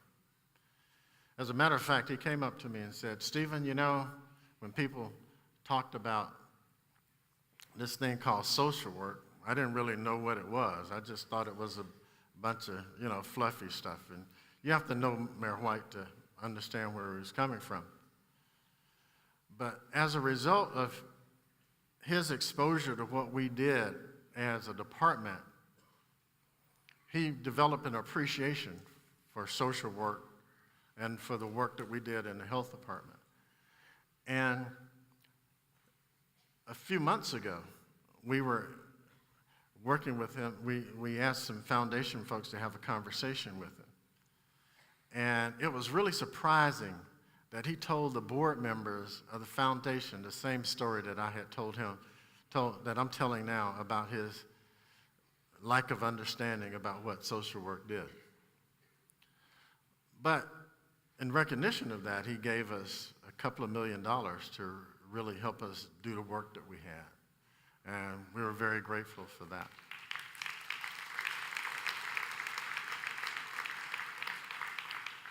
So we've gone through all of this. One of the executive police chiefs, who's now an executive police chief, was telling Perce, Matt is his first name. He was doing Harvey. They were down at the HEC Center, and he was telling Perce this story about how he, a couple other police officers, and I and Judy went to Lufkin during Rita because we had lost several thousand folks. We didn't know, they evacuated folks from the east side of town, and we didn't know where they were. And Richard, who was in the mayor's office, asked how I thought we could help out or what we could do. And I said, well, if you believe you sent people up there and they're not answering your call, why don't we just go up there and find them? And called Judy, said, why don't you meet me at the HEC Center at 8 o'clock the next morning. I said, don't your folks live in Lufkin? She said, yeah, they do. I said, well, maybe you can tell them hello. Why don't you come meet me and go up there? We spent the next day in police cars going up to Lufkin, and at 10 o'clock that night, we brought about 9 busloads of folks from that area back to the George R. Brown and then relocated them back into their homes. And so all of those things were challenges. We went through Ike, we had the floods, but we made it out okay. Let me know when it's 2 minutes left. During Harvey, we didn't camp out at the stadium because we had done that before a couple of times, and usually in the middle of the night, we got a call saying, well, Stephen, when the storm is going to be through about X time, and we want your staff to do what? Go down to George R. Brown and staff it. Now, we had an understanding that the Red Cross was supposed to be there, right? And they were there, but in need of a lot of assistance. And our folks, in every occasion, has really, really stepped up and done what we needed to do. Harvey was pretty frightening for me. I was sitting at my house. I watched the water come up into my driveway and into my yard and go back down. I'd look out at the bayou behind my house, and I'd see the water come up, and it stayed up. It never really went down until the rain. Luckily, I had bought 2 sump pumps. For those of you who don't know, that's a little pump that you stick in the bottom of the pool or some hole, and it pumps water out because the water kept coming from the pool and the hole in my backyard toward the house. And so that was an all-night and all-day affair. It was really scary. The mayor mentioned that I was down at the HEC Center. That was only because Rashay told me that I needed to go down there. I really wanted to come out and be where everybody else was, but number one, she didn't want me ordering people around, and they thought that I needed to do interference at the HEC Center. And I'm glad I was down there because they really wanted us to do some things that I didn't think was appropriate for us to do. And I was actually down there when the folks off Beltway 8 and like Wallaceville and those roads needed to be evacuated. Guy Rankin, most people don't know this, but Guy Rankin actually called me on my cell phone and said, Stephen, Metro, they're lifting people out, and Metro only has 1 bus out there. We need to get people out. And so I talked to the fire chief, and we went over to the Metro people, and they sent buses out. And that's when the numbers in the shelter went from 5,000 to 10,000 that one night. Now, the mayor talked about the 4-4. Y'all, the HEC Center is about 10 minutes from my house. It is 10 minutes from my house. I got in my old 78 pickup truck. It was jacked up, 4-wheel drive, and I tried to make it through the 4-4 3 times. I turned around every time. I went down Little York, I tried TC Jester, I tried one of those side streets, and then I talked to Harry Hayes. He was sitting next to the mayor. He said, the mayor's here, Stephen. I said, would you ask him how he got here? So he got on the phone. Stephen, go to T.C. Jester. Take Mansfield, turn left. It's going to be high, but you need to go through. Just don't stop. Just keep going.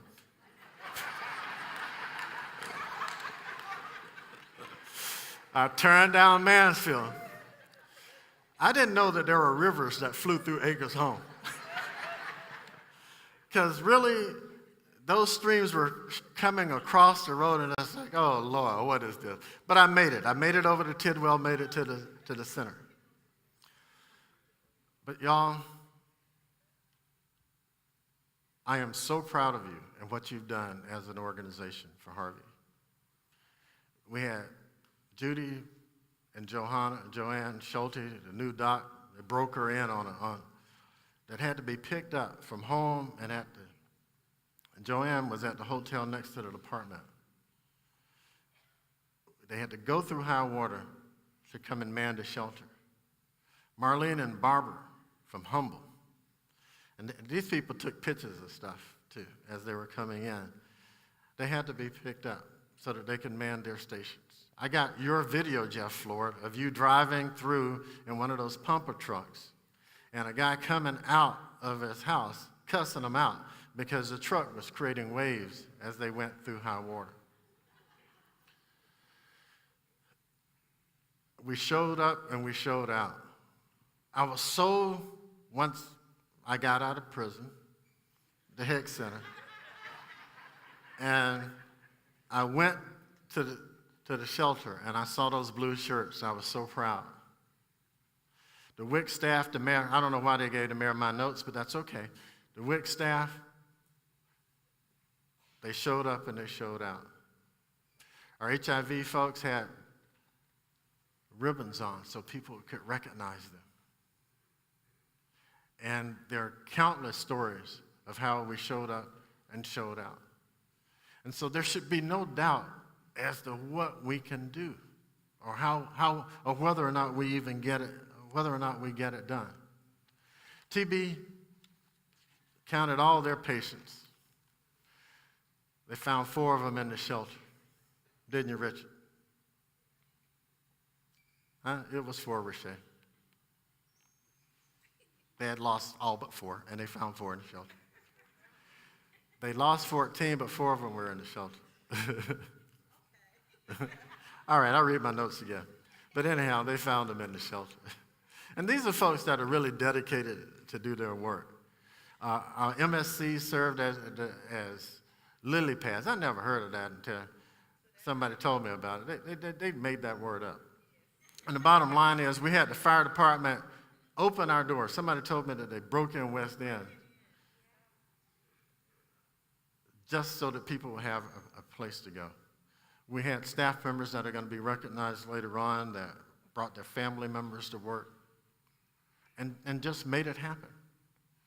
You know, my personal story is, you know, one night I was leaving and I saw Aaron. They're working with a woman with a 6-week-old baby, trying to get she and her family out of that shelter. And then Shanette, Maggie, and a bunch of other folks showed up, and then we started calling hotels. Finally found a room next to stadium so that they can go in. And for the next 5 weeks, I did not have an assistant because Shanette,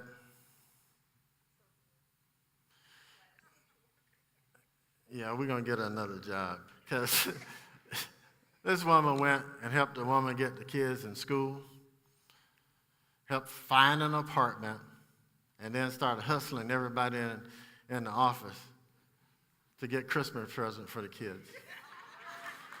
Right.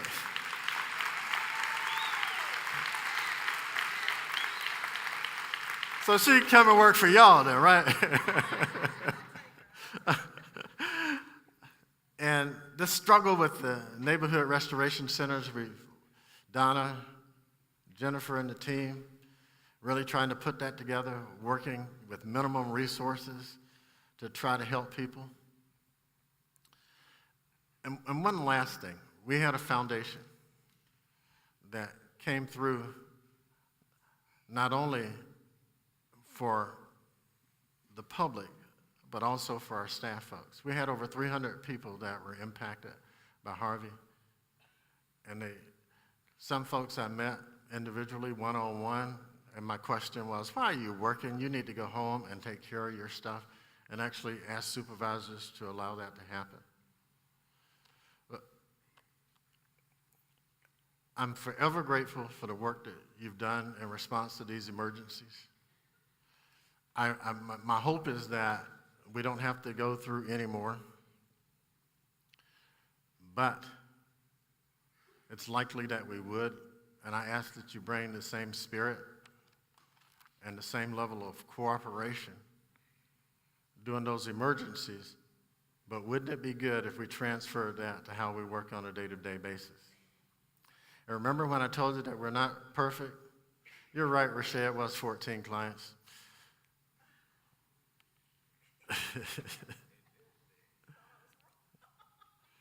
You know, we're going to recognize some select folks here, but I want to let you know that all of you are Harvey heroes. And thanks to Patrick Key and his environmental department, we're going to recognize you for being Harvey heroes. I want to thank you for your work.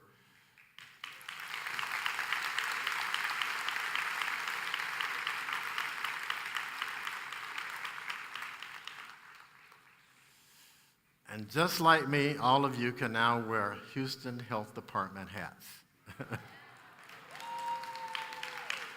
And what else are they doing? Pins?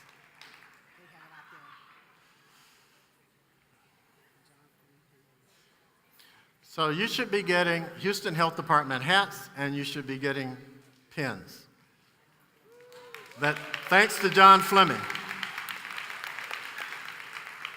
I guess he had to spend some of that preparedness money. But while that's going on, I really want to introduce Robin Mansour, who is the executive director of our Houston Health Foundation. As I said earlier, not only were they helpful in providing direct assistance to our staff folks, but they were also helpful in providing assistance to several people within the department. Robin.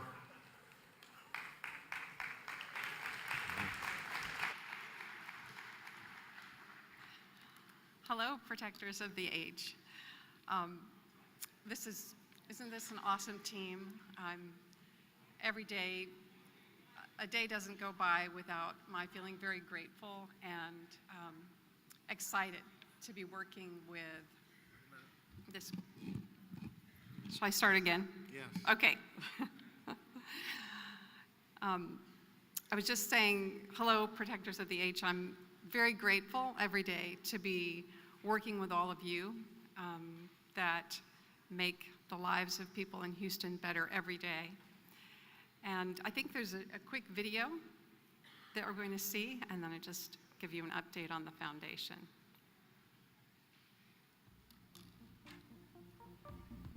So the Health Foundation was created to support programs that the department operates, and See to Succeed is one of those, where we provide free eye exams and glasses to over 10,000 children a year in the Houston area across all school districts. MBK is one of those that the foundation supports. They help bring resources to support lack of resources that the department doesn't have through its other funding sources. So and we have foundation board members who are like champions for some of these programs that we do, and See to Succeed is one of them. And the foundation is really there to help us achieve those things that we really can't do within the health department, or it's harder for us to do within the government structure. the foundation helps us do that. So I do a lot of interfacing with Robin, who's the CEO of the foundation, and we look at the budgeting and the finance together, and we said, okay, if the health department side of it can't pay for this, can the foundation pay for this? So it's a way to really maximize our resources and work together. Very focused on C to Succeed, Project Saving Smiles, and our community gardens. There's a few other programs, but those are sort of our marquee programs for our collaboration with the foundation. I just want to give a shout out to our Houston Health Foundation. I am really grateful that they offered a level of support to staff in the Houston Health Department that were impacted by Harvey.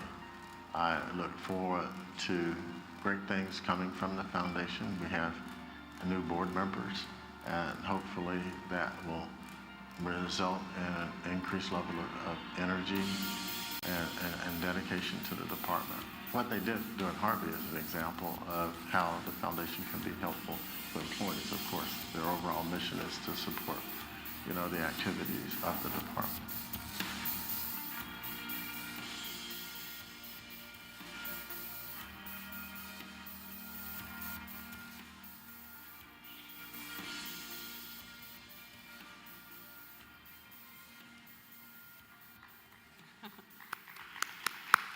Thank you for that wonderful video, and thank you for the kind words. So, what is the Houston Health Foundation, and what do we do? I'm going to tell you in about 2 minutes, just give you a very quick update. So if I take too long, Will, just pull me off with the cane. The Houston Health Foundation is the nonprofit affiliate of the Houston Health Department. And we, although we are a separate organization, 501c organization with a community board that Stephen talked about in the video, our sole mission in life is to support the wonderful work that the Houston Health Department does. And so we are, in a sense, and we do that by building community partnerships and private-public partnerships. And that can very often take the form of simply volunteering in the programs of the Houston Health Department, or it can mean in-kind services or donations of goods and materials, or we hope increasingly so, contributions to the programs.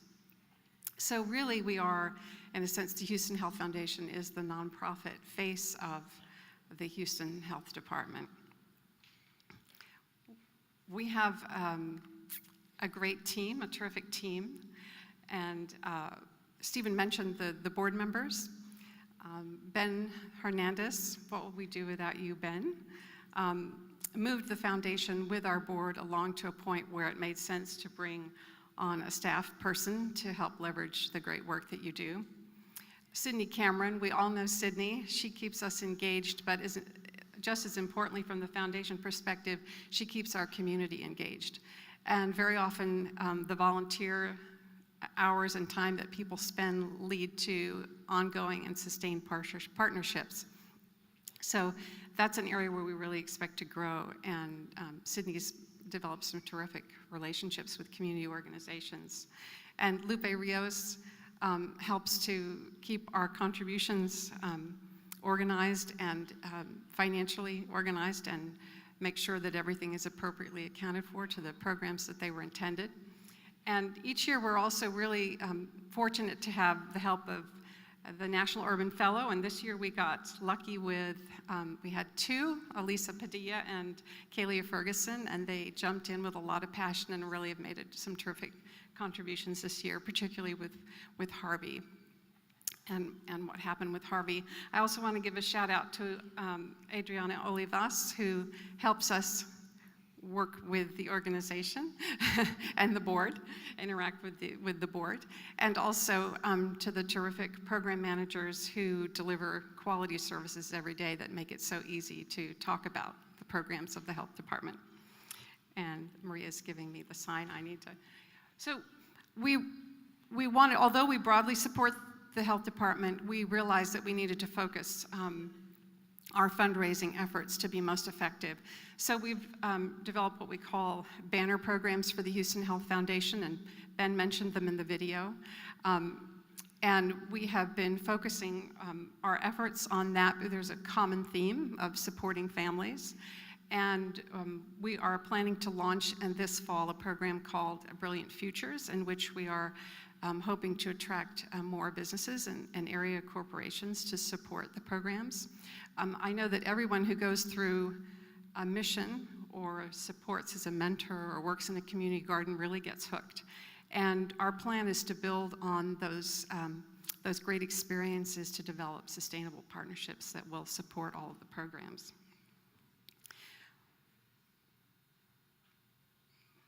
The Health Foundation also does some other things, supporting programs, initiatives that are like-minded with fiscal management services. We also participated, it was our honor to help with Harvey. We raised over $256,000 to support people impacted by Harvey.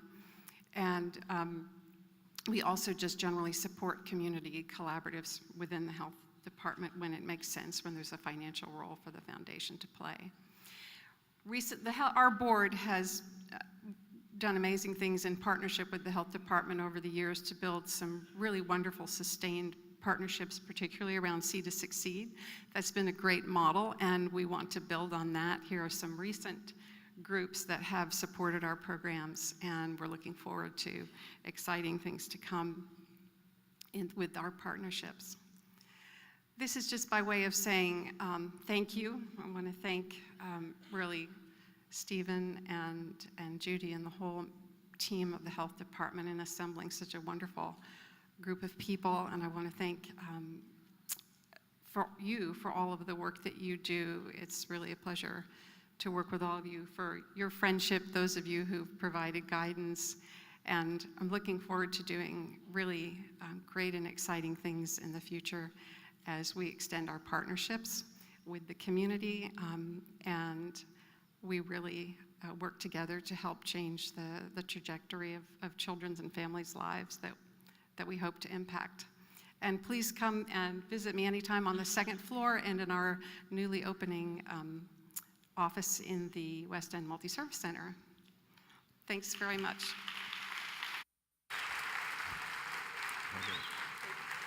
Thank you, Rhonda. Will all the assistant directors and deputies come up, please? Y'all ain't getting none. I just want y'all up here.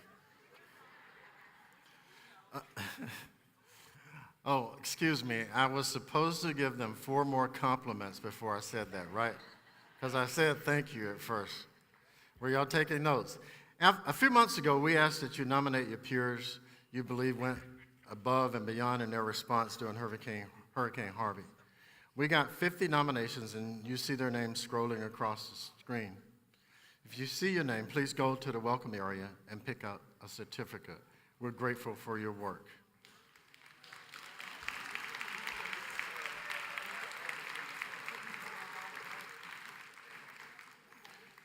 From these 50, a panel selected 8 as Harvey heroes based on your recommendations. Here's a video introducing the 8, and we ask that as the heroes are announced, they make their way to the stage.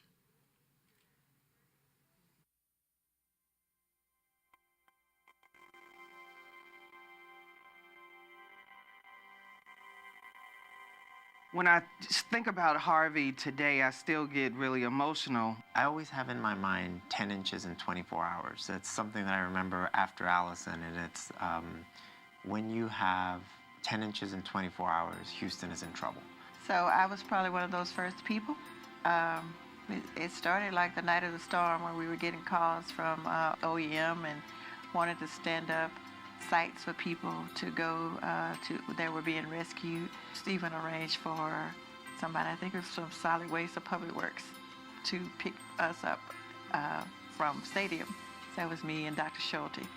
And so we waited here, and the truck picked us up from here and took us down to the George R. Brown. So in a high water vehicle, so we were somewhat safe, but watching the neighborhoods be flooded out all around us and making our way in to report to service. again, was something I felt an overwhelming responsibility to do. But at the same time, it was, very scary. And like I said, I still get quite emotional. Communication was coming in that it was going to really be a bad storm. And so I remember galvanizing our team, just letting them know, be ready and be aware, getting our communications equipment together, getting our systems together, reaching out to our different staff during Harvey to make sure they were okay. Thankfully, we had a robust system, a network in place, and communication to where we could actually reach out to people. Usually when we've dealt with floods, they've been localized, so we deploy our teams to a community after the event. But this is something that impacted the entire community and impacted the community for days. So while we would be able to say to our team members, okay, you're going to go staff this multi-service center and go work at it, well, the problem was people couldn't get there. And that's a challenge that was, from my perspective, a new challenge that we hadn't dealt with because this flooding was widespread. So from a leadership perspective, it was, okay, let's rethink how we can do this, and let's work remotely and put all the pieces together as we can. I had to applaud my staff. They stepped up. Many of them who had actually themselves been impacted by Harvey. However, they put their own personal concerns aside to step up. They identified themselves as essential personnel, and they acted as such. So the environmental health team that was at the George R. Brown shelter, we had teams there 24 hours a day ever since the shelter opened. Our folks had to inspect the cleanliness of the facility. We had to check the food that was being brought in. We were throwing away a lot of food that people were just bringing from home that were trying to be helpful, but you really can't feed that food to people. But we were taking temperatures, making sure everything was clean. So we decided that we were going to set up like a service area, and we kind of drew it out the night before, and I was like on the day shift and my team were on the night shift. And by the time I got there the next day, it was all set up. We had our stands there. Everybody had their uniforms on, and people started thinking about the health department as their go-to people. Like they knew that they could come to us to get help. And we stood that up overnight. And, people began to realize that they could come to us to get help. And that's the thing that I'm always most proud of, is how our people always care about the people in Houston, and they always show up, and they can always be depended on to serve the people in Houston. I'm not sure we were altogether appreciated for all that we did during Harvey, both at the shelter and throughout the community. But this health department did what it does best. It showed up. It did what needed to be done. It helped Houstonians, whether or not that was written in our job description to do or not. And I'm very proud of that. I'm very happy to be a part of this team. I remember from the very beginning when we had a call to support out at George R. Brown. It was never a hesitation. It was never a question of, I can't get there. It was always, I'll find a way. Yes, I can do it. I remember, us having to get laptops, us having to get printers, us having to get, all types of communication devices out to the different areas, the different program areas that were at George R. Brown to support, during Harvey. And this person, bar none, when it comes to our daily job, when it comes to special projects, when it comes to events such as Harvey, is always spot on. And so I definitely appreciate this person for doing the job that they do. I definitely appreciate this person for all the support. And, it's always a smile and it's always I can do attitude. So I just want to thank personally Doyce White for the job that he does every day, and especially during Harvey. Proud to really talk about a member of our own division, Community Health Services. We have a young lady, a nurse actually, who experienced flooding for the third straight year in her own home, who continued to report and show up to work, continued to help administer vaccine, worked long shifts, usually 12 hours at a time, and going home to face the same cleanup for herself. So Sheila Laughlin did a fantastic, amazing job as one of our very own during Harvey. One of the employees in environmental health was nominated for Harvey Hero.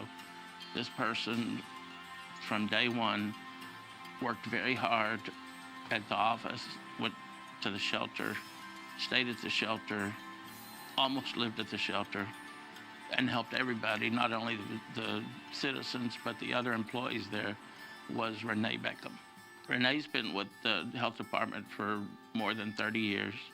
She's always been a great help to everybody, but she really went above and beyond during this hurricane. This individual actually had some impact from the storm. However, because the individual was aware of other people that were in situations that were more dire than her situation, she gathered up her family, her husband and her family. She went to a multi-service center, and she took it upon herself to open that center and to provide shelter at that center, staying at that center, sleeping at that center until other people could come to the center and assist her man that center. So I can't say enough about, again, the commitment to the work that we do, the dedication, and the true commitment to the standard of excellence that I have seen in this individual. So, in my opinion, Kaylin Henderson is very deserving as a true Harvey hero.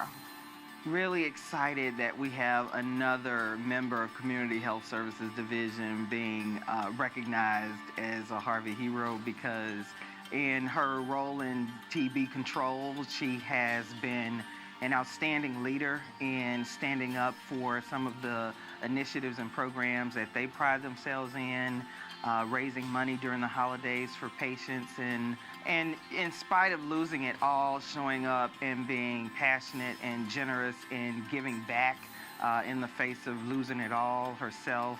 That's why I believe LaShondra Jackson deserves to be a Harvey hero. While the rest of us were still trying to sort out how we can assist and do our part in this and pull out the plan, there was one member of my team who, when I found out, they said to me, "Oh yeah, I'm already here at George R. Brown." And I remember thinking for a moment, like, wait, what? You're not in the book, you're not in the plan, you're already there, what are you doing? And when they told me they said, "Oh, yeah, I just came down here because I thought they needed help and I could get down here."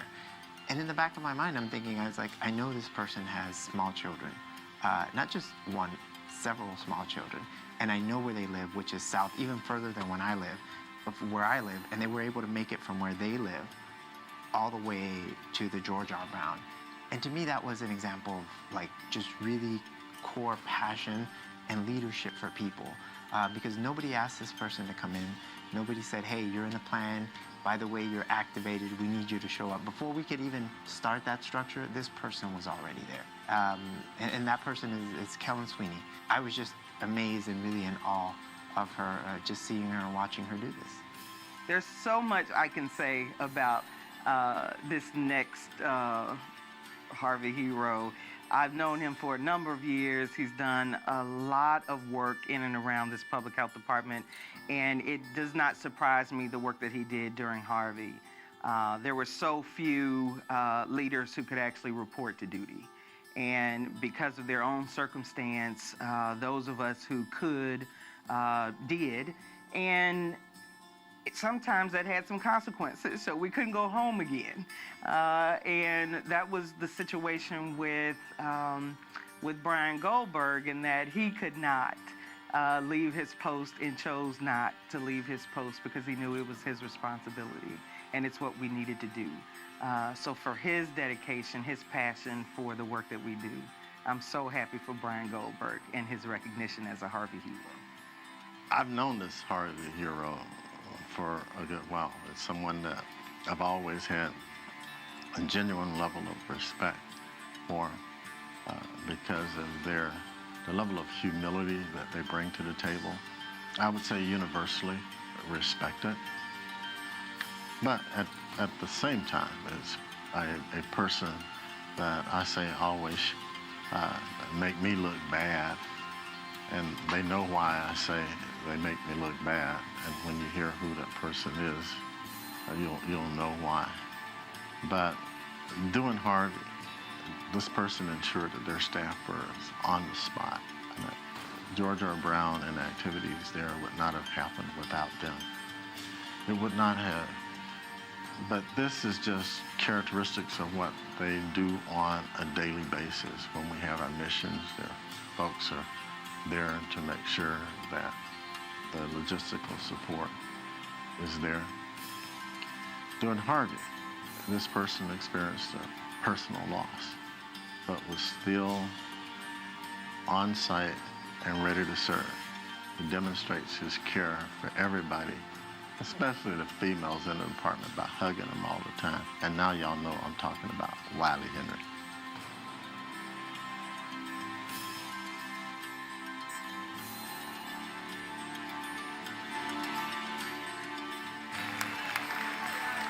Wiley, come up here.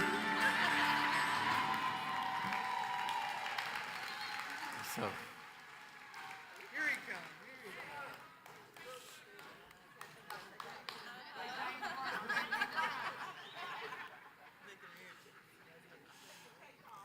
so you want your own entrance, eh, Wiley?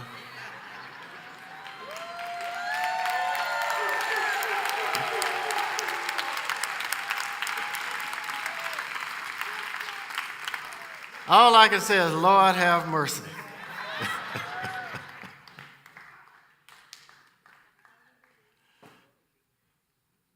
So everybody, I want you to come up. And Doris, give me names. Congratulations. Thank you. Congratulations. I know you are.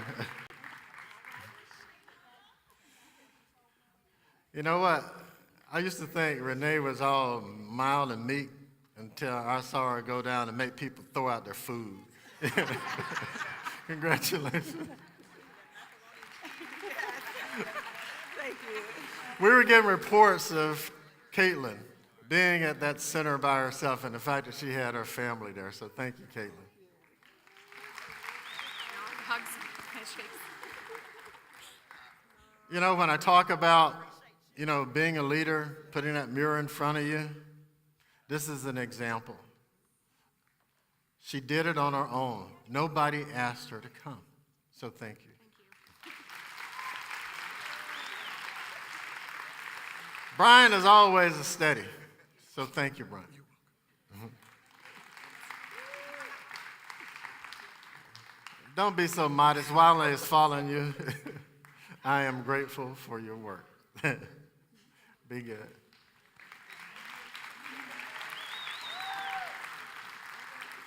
I always tell Wiley that I want to lead a department before he does, because I don't know who's going to fill in for him.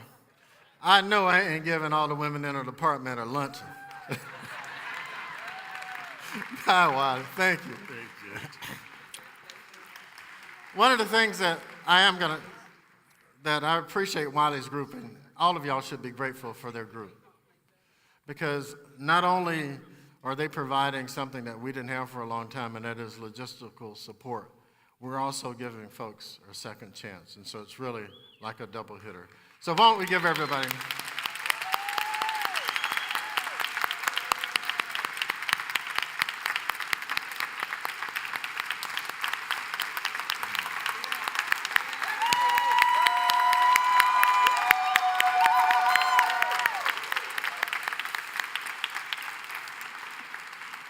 I had seen some of the videos, but I have to acknowledge that I was touched when I heard the ADs and deputies actually recant some of these stories, because these were the things that we were talking about during the storm. The fact that you stepped up and you showed out. You showed up and you showed out. And I'm really grateful for that. I think that you're a model for all of us. I hope that you can continue to stay on the team. It's up to you, though, Wiley. I have to mess with him, y'all. You don't understand. But I really want you to stay on the team and continue to serve as role models for the rest of us. And when I say the rest of us, I mean the people that are in front of you, but also the people that are behind you, too, because you're leading them, and I'm grateful for that. Thank you.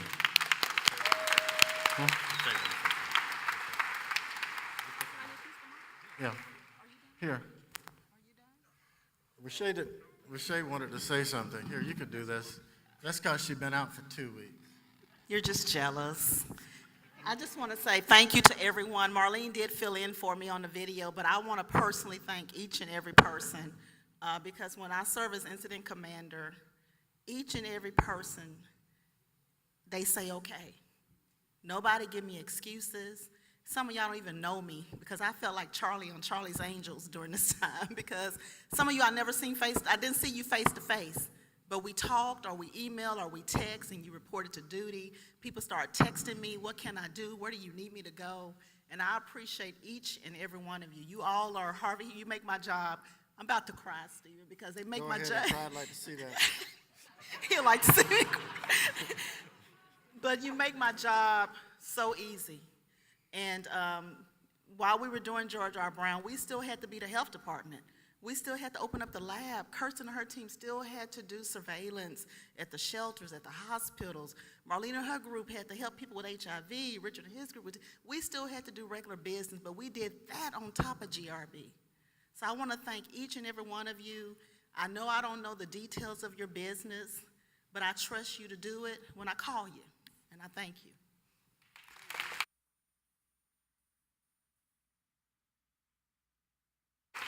Well, it took a hurricane to almost make her cry. Thank you, Rashay.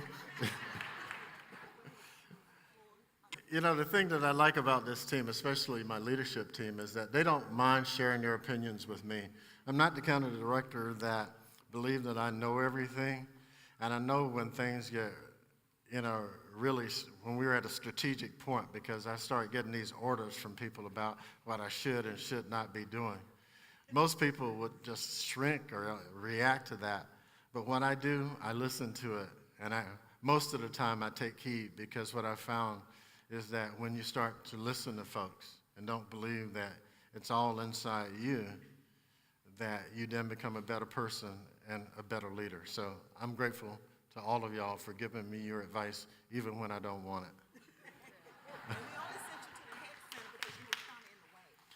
She said they sent me to the Heck Center because I'm in the way. I'm in the way when I do that.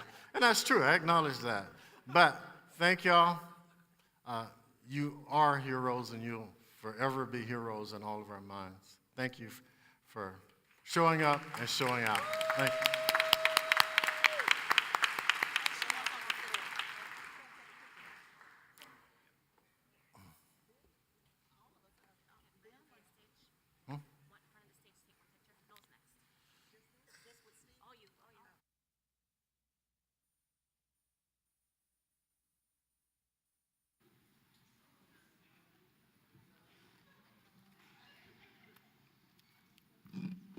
All right, as we transition,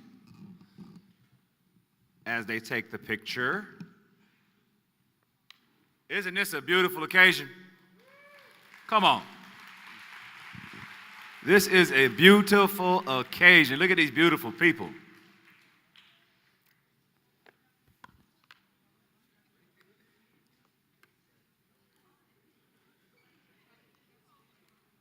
The heroes up front. We all are heroes, right? Doesn't it feel good being a hero? If you're a hero, that means you're saving somebody, right? All right.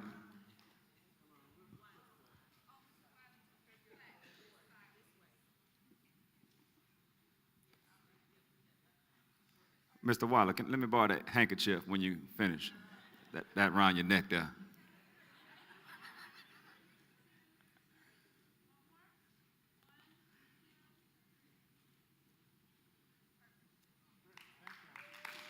Give it up for the Hari heroes.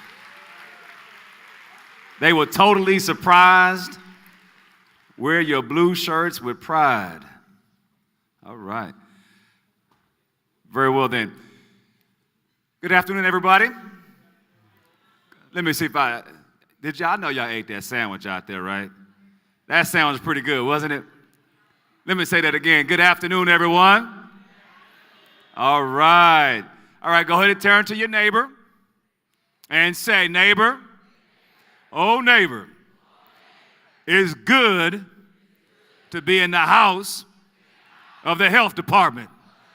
Amen. All right. Very good, very good. Hey, guys, I have a short period of time to be with you today. And before I jump in, I want to say this. Is this not how you rise to the occasion? Is this not how you rise to the occasion? Maria and your people, boy, y'all did an outstanding job. I felt like I was witnessing Barack Obama come up to the stage and everything. It was just so nice. Dr. Foreman and I were talking. It was just so nice. When it's nice, it's just nice. Say it. Everybody say it's nice. All right. That's excellence, ladies and gentlemen, at play. So it was once said that, it's two things that people want more than sex and money. Mary Kay Ash said this. The queen of makeup and industry, beauty. She said there's two things. And those two things are recognition and appreciation. Come on, recognition and appreciation. So it's our time to recognize those who have found themselves in the service of others. Because that's what was once said. The best way to find yourself is to find yourself in service of others. And so when we recognize, as I try to transition this slide deal here, all right, come on. All right, very good. Move past that one. We're going past that one. These are our 5 years of service, folk. Let's give them a round of applause. If Amber, if you are in this room, you can see your name. Will you please stand so we can recognize and appreciate you? That's one back there. Anybody else 5 years? All right, we're going to keep the plate. We're going to keep the clapping rolling. All right, what about our? It's more 5 years. All right. This thing is not doing what it needs to do. I'm going backwards. Down. Oh, thank you. Thank you. Somebody told me up. Don't worry, Maria. You still did a great job. You're still excellent. All right, for our 10 years, go ahead and stand up if you got 10 years of service with the City of Houston Health Department. Come on, 10 years. Do that. I had 10 years on March the 26th, but I ain't going to get my pen till another year later. That's pretty sad, huh? That's pretty doggone sad. Some more 10 years, okay. We want to recognize them. Keep it going. Keep it going, yeah. How about our 15 years? Can we stand up if you got 15 years with the City of Houston? Y'all standing, y'all popping up and popping down. Boy, that's 15 years of your life. That's almost a third of your adult life. 20 years. Come on, 20 years. Okay, if you got 20 years, can you please stand so we can recognize you? All right, 20 years. All right. How about our 25? 25 años. I'm culturally competent. Come on, guys. Irma, Belinda, Terry, Sonia, that's 25 years. And this is a special one for me. Because these individuals, as the old adage says, that the best place to find a better opportunity is in your present situation. True story. There was a farmer in Africa who heard about the land mines, and not the land mines, but the gold mines and the diamond mines in the various parts of the continent. And the farmer decided once he heard the news that he was going to sell his farm. And as a result of selling his farm, he went on the pursuit to go find where these diamond mines were that he heard about from another farmer in the African continent. Well, he later found out that, you know what? Well, there was no diamond mines, and he got so mad, got so upset, he drowned himself in the water out of utter desperation and despair. Meanwhile, somebody bought his property that he left. And one day, the new owner of the farm decided to take a stroll, and there was a small stream kind of running down the landscape of the property. And when he looked in the water, there was something shiny in the stream. He picked it up, didn't know what it was curious enough And he put it on his mantle. He had somebody visit his home. And the guy visited his home, said, "Oh my gosh, do you know what you got on your mantle?" He said, "I don't know, I just thought it was a little crystal." He said, "In fact, there are a bunch of those little things shining in the stream and adjacent to my house." And the man said, "You have the biggest diamond in history." And the man said, "Hold on, so guess what?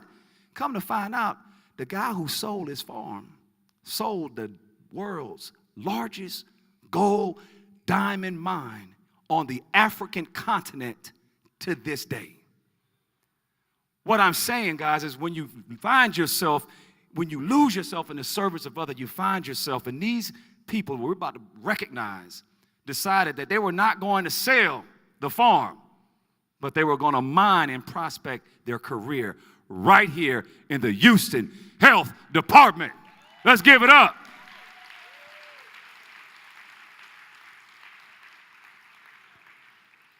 If you are on this list, will you make your way to the stage right now, please? If you are on this list, these are the gentle people. Come on to the stage. Are the acres of diamonds miners in the Houston Health Department? Jose, Dr. Harrow, can you come to the stage? Robbie, who's retiring in 2 days. Daryl Tate, Manuel Perez, Annette Sanders, Valda Spence, and Jeffrey Williams. Will you please? Let's give it up, guys. Let's stand up. Let's stand up for these miners in the Houston Health Department.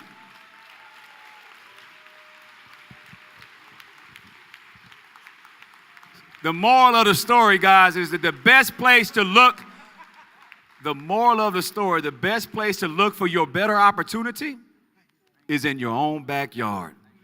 We protect the H.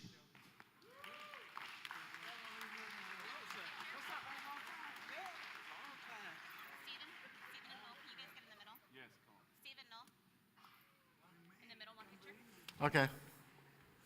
Congratulations.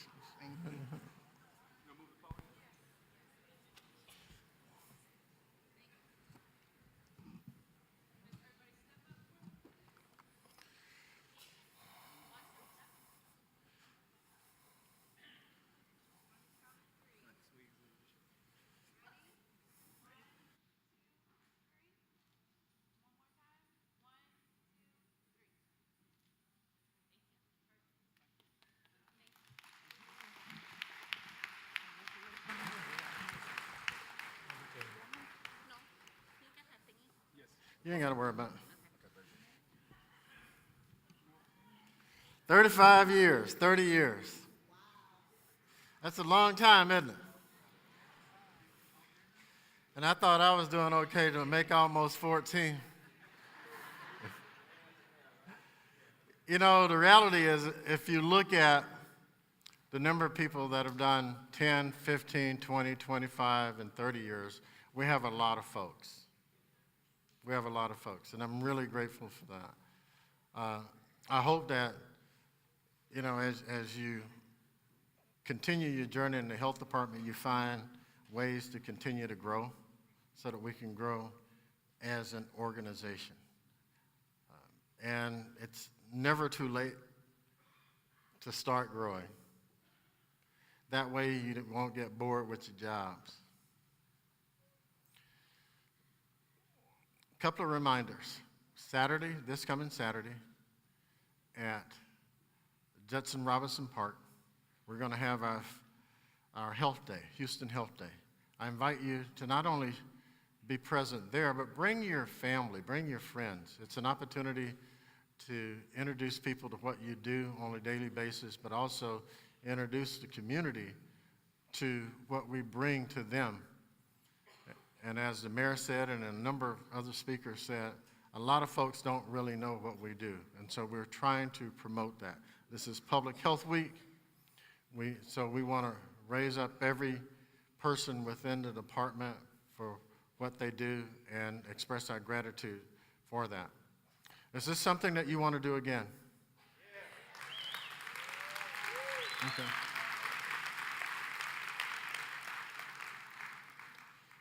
Some people didn't clap, so that means we need to change some things. And so we'll send out a survey and let you critique us on that. It's really good seeing all of you here.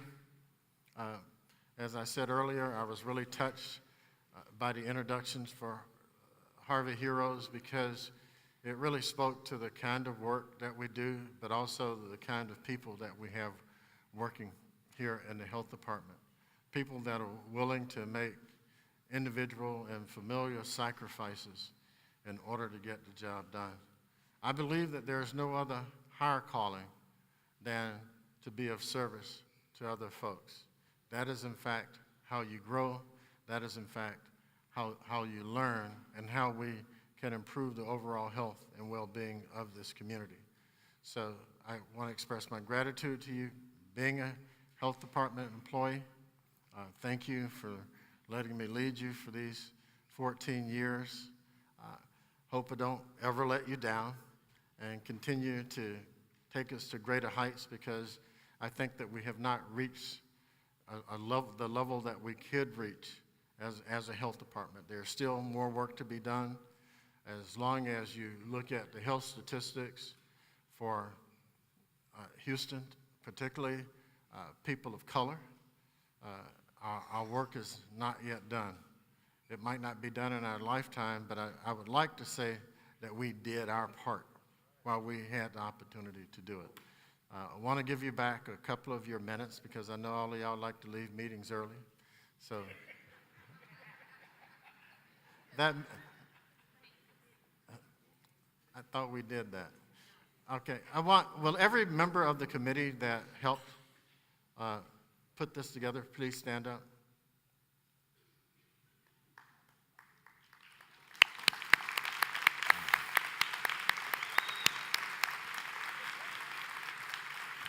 I also want to give a shout out to the third Noel Films, Noel and his group.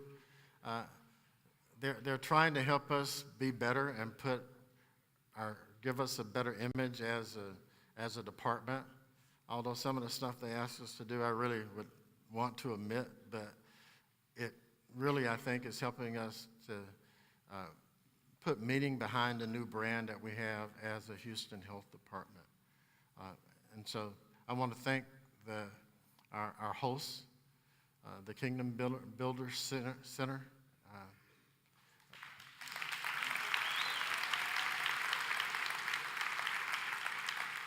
Of course, the Houston Health Foundation, Academy Advertising and Specialties and Award. And thank all of you for cooperating with the parking and your willingness to come out here. Enjoy the rest of your evening. Enjoy Public Health Week. And she's going to tell me something else. What? Before everyone leaves, if you got an email that you didn't sign a Harvey timesheet, you must sign that before leaving today. Go by the aquarium. If you didn't sign into this meeting, you must sign in at the aquarium. And then if you're missing your year of service certificate or PIN, please go to the aquarium for that as well. And let's thank Maria, y'all, the leader of this whole deal. Have a good day.